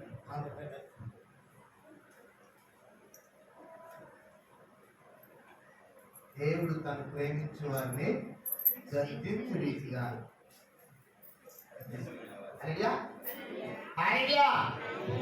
అనుస్వాస్థ కనుక అను బట్టి ప్రభు వార్తలో మనతో మాట్లాడుతున్నాం. నీ బాధ్యత, నీ పని, నీకు ఇచ్చిన ఆత్మీయ జీవితం, నీకు ఇచ్చిన కుటుంబం, నువ్వు ఆ పనిలో నిపుణత వచ్చింది. భార్య భర్తలు అనేది ఒక పని, బిడ్డలు అనేది ఒక పని, తల్లిదండ్రులు అనేది ఒక పని. ఈ పనిలో నువ్వేం చేయాలంటే నైపుణ్యతను చూపించి వాళ్ళని ప్రభు చేతికి అప్పగించాలి. అప్పుడు అంటాడు, వాళ్ళ మంచి దాసుగా బాగా పెంచినావు, పిల్లల్ని బాగా చదివించినావు, బాగా ప్రభువులో పెంచినావు, మంచి ప్రార్థనా పరులు, మంచి ఆత్మీయమైనది అని దేవుడు ఏం చేస్తాడంట. హల్లెలూయా. పిలుపుకు నలుగురు కుమార్తెలు అంట, వాళ్ళందరూ ప్రవచించేవాడంట. మనకిద్దరు కుమారులంట, కొత్తపేట దానియేల వాళ్ళిద్దరూ ప్రవచించేవాళ్ళ. ఈరోజు చర్చికి గుర్రాలట.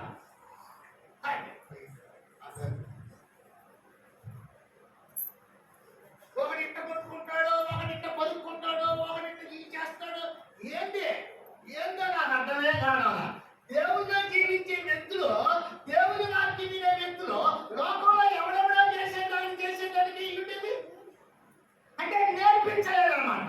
మనమే బిడ్డలను పాడు చేశాడు, మన చేతులారా దేవునికి విరుద్ధంగా తయారు. ఇది దేవుడు ఇచ్చిన పని. ఆయన జాన్ వెస్లీ గారి యొక్క మిస్సెస్ చెప్పారు, ఆడబిడ్డలను ఇచ్చింది ఎందుకంటే మీరు నమ్మకం పెంచుతారని ఇచ్చినారు, అంతేగాని మీరు ముక్కులు, నాలుకలు, చెవులు, కాళ్ళు అన్ని కురిసేసి బంగారంతో నింపేసి వాళ్ళకి తెలియదంతా నేర్పించేయబడుతుంది. మంచిగా తెలియదు. అందుచేత గమనించవలసిన వారు నీ బాధ్యతలో నిన్ను దేవుడు మెచ్చుకునేలా ప్రవర్తించాలి, నడుచుకోవాలి. నీ పనిలో నైపుణ్యతను చూపించాలి. ఎంతగా నువ్వు దేవునిలో నీ బిడ్డలను పెంచి దేవుని చేతిలో పెడతావో దాన్ని బట్టి దేవుడు నిన్ను మెచ్చు. హృదయంలో నిండిన దాని వలన వాళ్ళని అపవిత్రులైపోతారు. చాలా జాగ్రత్త కలిగి ముందుకు సాగు. ఐదవదిగా చూద్దాం. కొరింథీయులకు రాసిన మొదటి పత్రిక 11వ అధ్యాయము 17వ వచనం. మీకు మీకు ఈ ఆజ్ఞను ఇచ్చుచు మిమ్మల్ని మెచ్చుకొనను. మీరు కూడి వచ్చుట ఎక్కువ కీడికే కానీ ఎక్కువ మేలుకు కాదు. హల్లెలూయా.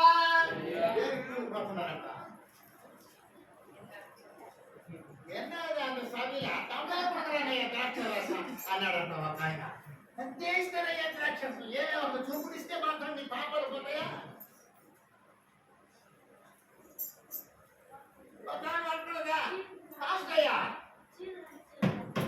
వాళ్ళు అన్నిలే, అందుకే వాళ్ళు గుర్తుపెట్టుకుంటారు చర్చిలో. క్రైస్తులు అయితే పద్ధతి తెలిసి ఉంటుంది, అన్నిలు కాబట్టి పద్ధతి తెలియదు. అది నా పరువు తీసినావు కదా అంటున్నదా. హల్లెలూయా. గమనించాలి, అన్ని లాగా వ్యవహరించి బాగండి, ప్రభు బిడ్డలాగా వ్యవహరించండి. అప్పుడు ఒక ఆయన అంటున్నాడా, అయ్యా అది నెయ్యి కూడా పోడయ్యా, ఉంటే ఎన్నైనా సాగుంటా. ప్రభు బాగాకి వచ్చేది దేనికంటే టేస్ట్ చూడాలంట. ఎక్కువ ఇచ్చినారు, తక్కువ ఇచ్చినారు, అదేదో ఉప్పు కూడా లేదు, సప్తమా ఏం అర్థం తెలియదు. పాస్లా ఒక సిస్టర్ ఏం చేయాలంటే వారం పెట్టాలయ్యా, మళ్ళా అదేంటయ్యా నెల వారం ఏమో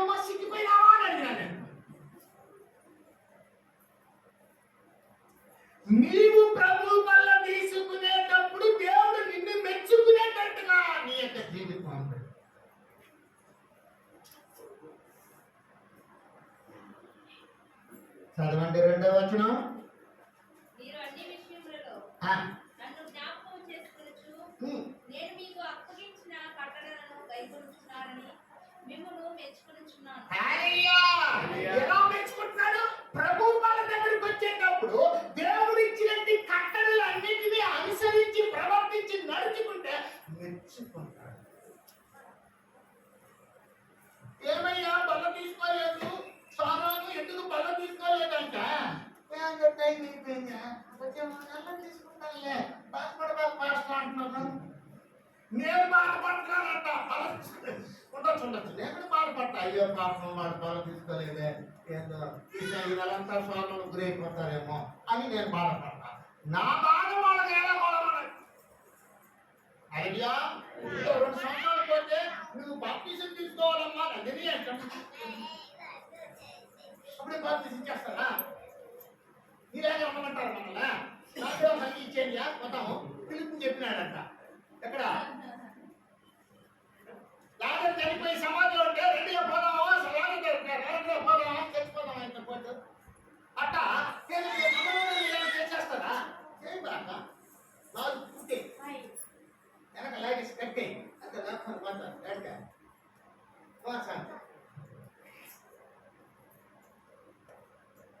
ప్రభు వల్ల తీసుకునేటప్పుడు మనము ప్రభు మెచ్చుకునే జీవితాన్ని కలిగి ఉండాలి.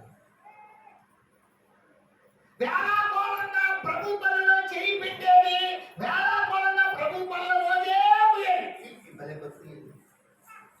నాకు బలం తీసుకున్నప్పుడు ఇంకొంచెం ఆ పాటలు అమ్ముతాను దాన్ని బాగా వచ్చేస్తాను కదా. పౌరు గారు అన్నారు, నీకు ఇల్లు లేవా, రాక్షరసం ఇళ్ళ లేదా, వృత్తి లేవా, అంతా ఇంట్లో బాగా తిరుగుతాడు నిలవడం.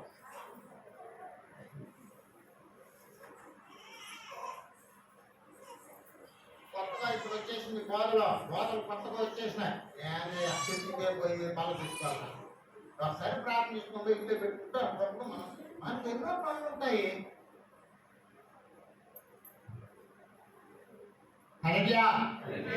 ప్రభు గారు చెప్పాడంట, సరే నాకు చెప్పాడు, హాస్టల్ ఇప్పుడు సరిగ్గా బోధించలేదు మామ అన్నాడంట. ఇప్పుడు ఇది చెప్పిపోయింది అయ్యా బాధ బాగా. మంచిదే కొత్తగా వింటా పాత నిలబడి ఒక సంఘంలో నిలబడి దేవుని వాక్యం నేర్చుకొని సంఘంలో సాక్షిగా బ్రతికి దేవుని మనసు ఏంటి, మన మనసు ఏంటి, దేవుని వాక్యం ఏంటి, మన ప్రవర్తన ఏంటి, మన నడవడిక ఏంటి, కరెక్ట్ గా ఉన్నామా లేదా చూసుకునేదానికి లేకుండా ఇక్కడ రోజు అక్కడ రోజు అక్కడ రోజు గుర్తు కప్పులు చేసుకుంటూ అక్కడ తిరిగేసి లాస్ట్కి వాక్యం తెలియకుండా చచ్చిపోయేవాడు.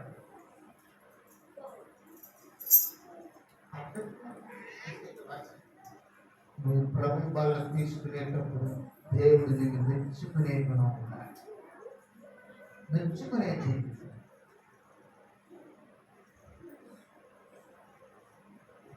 అబద్ధాలు చెప్పుకుంటా, దొంగతనాలు చేసుకుంటా, మోసాలు చేసుకుంటా, దేవుడు క్రమాలన్నింటినీ, దేవుడు ఆజ్ఞలన్నింటినీ తలకిందులు చేసేసి వాళ్ళకి నచ్చిన దాన్ని చేసుకొని, వాళ్ళకి ఇష్టమైన దాన్ని చేసుకొని మళ్ళీ దేవుడి మందిరానికి వెళ్ళి మేము కూడా బలం తీసుకునే వాళ్ళు, మేము కూడా బాప్తీసం తీసుకున్నాం, మేము ఆ సంఘంలో సభ్యులం, మేము ఆ సంఘంలో పుట్టులో నుంచి ఉన్నాము. ఇలా దౌర్జన్య పనులు చాలా మంది ఉంటారు. అందుకే కార్యాలు రాజ్యము బలాత్కారుల చేతిలో.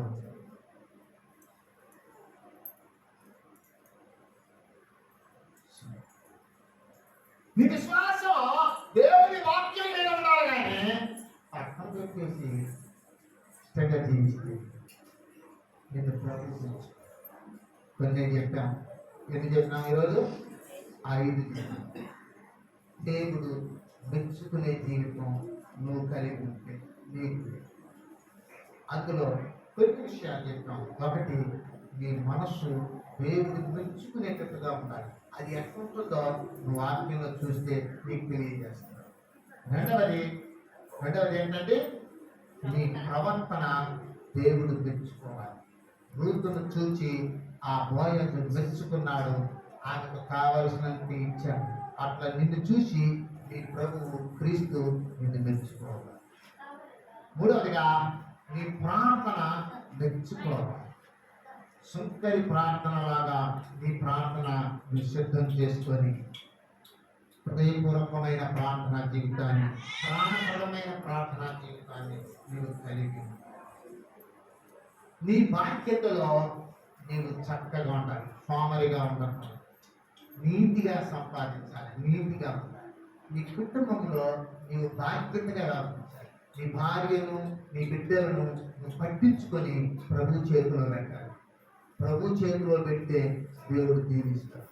నువ్వు వేళాకోళంగా నీకు ఇచ్చిన కుటుంబం అనే బాధ్యతను, పని అనే బాధ్యతను, ఇంకేదైనా సంఘపు బాధ్యతను నీకు ఇస్తే నువ్వు దాన్ని నిర్లక్ష్య వైఖరితో దాన్ని చులకనగా చూస్తే ఆయన మెప్పు నీకు రాదు అని ప్రభువు తెలియజేస్తుంది.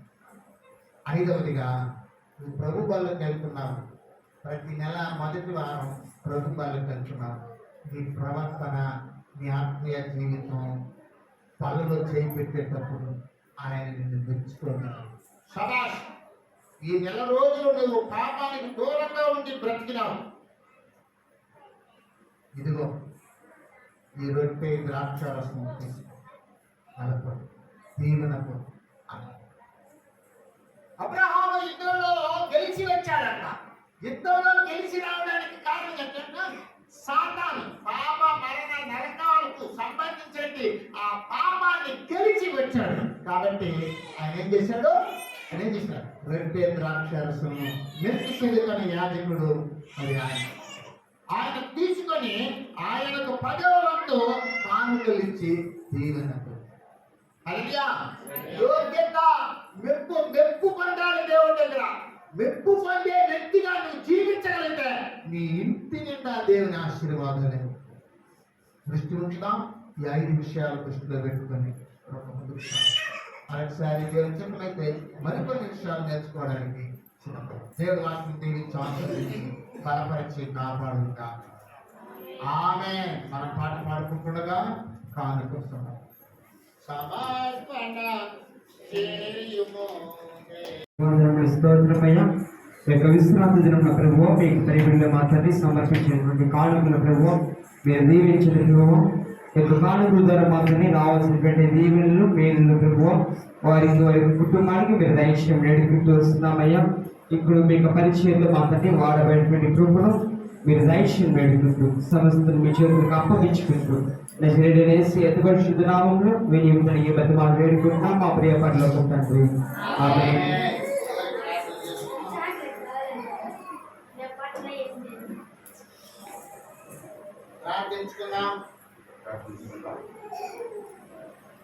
మహాపరిశుద్ధుడా, మహోన్నతుడా, ప్రేమ గల మా దేవ, సర్వోన్నతుడా, పరిశుద్ధుడా, స్తోత్రమయ్యా. మీ పరిశుద్ధమైన నామాన్ని బట్టి నీకు వేలాది వందనాలు స్తోత్రాలు చెల్లిస్తున్నాం తండ్రి. ఇదివరకును కూడా మీ యొక్క తండ్రి పరిశుద్ధ మేమంతా కూడా మీ నామాన్ని మహిమ పరిచయం కొని ఆడమ దేవ. మీ యొక్క నా తండ్రి దైవికమైనటువంటి మాటలు ప్రభావ మీ దైవజనుల ద్వారా మాకు తెలియపరిచినందుకు నీకు వందనాలు ప్రభావ. విన్న వాక్యాన్ని నా తండ్రి మా యొక్క జీవితాల్లో మేము అనుసరించడానికి ప్రభావ నిజంగా నా తండ్రి మా గొప్ప మేమంతా కూడా మిమ్మల్ని ప్రభావ మీరు మెచ్చుకునేటువంటి బిడ్డలుగా మేము జీవించే కృపను ప్రభావ మాకు దయచేయండి. అద్భుతమైన కార్యములు జరిగింది నా తండ్రి. ఈ 5 విషయాలు దేవా ప్రభావ నిరంతరము నిత్యము మా యొక్క నా తండ్రి జీవితాల్లో మా కుటుంబాల్లో మేమంతా కూడా అనుసరించడానికి నా తండ్రి సహాయం దయచేయండి. అద్భుతమైన కార్యములు మీకు నామం ద్వారా అంత మేమంతా కూడా అనుభవించడానికి దీవెనకరంగా ఆశీర్వాదకరంగా దేవా రాబోయే నా తండ్రి ప్రభు భవిష్యత్తులో ఉండడానికి సహాయం దయచేయండి. మీ ప్రభుత్వాన్ని నిపుణులు వేడుకుంటున్నాము తండ్రి. అదేవిధంగా నా తండ్రి ఈ పరిచయంలో దీవించి ఆశీర్వదించి అభివృద్ధి పరచండి ప్రభు. కావలసిన ప్రతి ఒక్క అవసరతను నా తండ్రి అక్కడ తీర్చండి. ప్రభుత్వాన్ని ఇవ్వండి ప్రభు. జరగబోయేటువంటి దేవా నా తండ్రి ప్రతి ఒక్క కూలికలో కూడా నా తండ్రి మీ తోడుగా నేనుగా ఉండి దేవా నడిపించండి. మీ ప్రభుత్వాన్ని ఇవ్వండి. ఇప్పుడు నా తండ్రి అనేక మంది కూడా నా తండ్రి సమకూర్చుకోండి. ఎవరైతే దిన ప్రభు నా తండ్రి రాలేకపోయినట్టు వారందరూ మరొక నా తండ్రి వారంలో నాకు నడిపించుకోండి. మీ ప్రభుత్వాన్ని జరగబోయేటువంటి నా తండ్రి కమిటీ మీటింగ్లో కావచ్చు, నా తండ్రి ఇప్పుడు జరగబోయేటువంటి నా తండ్రి మందిర విషయంలో కావచ్చు దేవా ప్రతి ఒక్క విషయంలో కూడా నా తండ్రి యొక్క సహాయాన్ని ప్రభు మీ కృపను నా తండ్రి పరిచయకు దయచేయండి. అద్భుతమైన కార్యం జరిగింది. మహిమ ఘనత ప్రభావం మీకే చెల్లించి మమ్మల్ని తగ్గించుకొని మీ ఘనమైన శ్రేష్టమైన నామాన్ని ఇచ్చి నజరేయుడైన యేసయ్య పరిశుద్ధమైన నామంలో ప్రార్థించి వేడుకున్నాము తండ్రి. ఆమేన్. ఆశీర్వాదము తండ్రి యొక్క కుమార్తె యొక్క పరిశుద్ధాత్మ నామంలో ప్రభు మిమ్మల్ని దీవించి ఆశీర్వదించి బలపరిచి కాపాడును గాక. నా ప్రాణమా యెహోవాను స్తుతించుము. నా ప్రాణమా యెహోవాను స్తుతించుము. ఆయన చేసిన కృపలన్నీ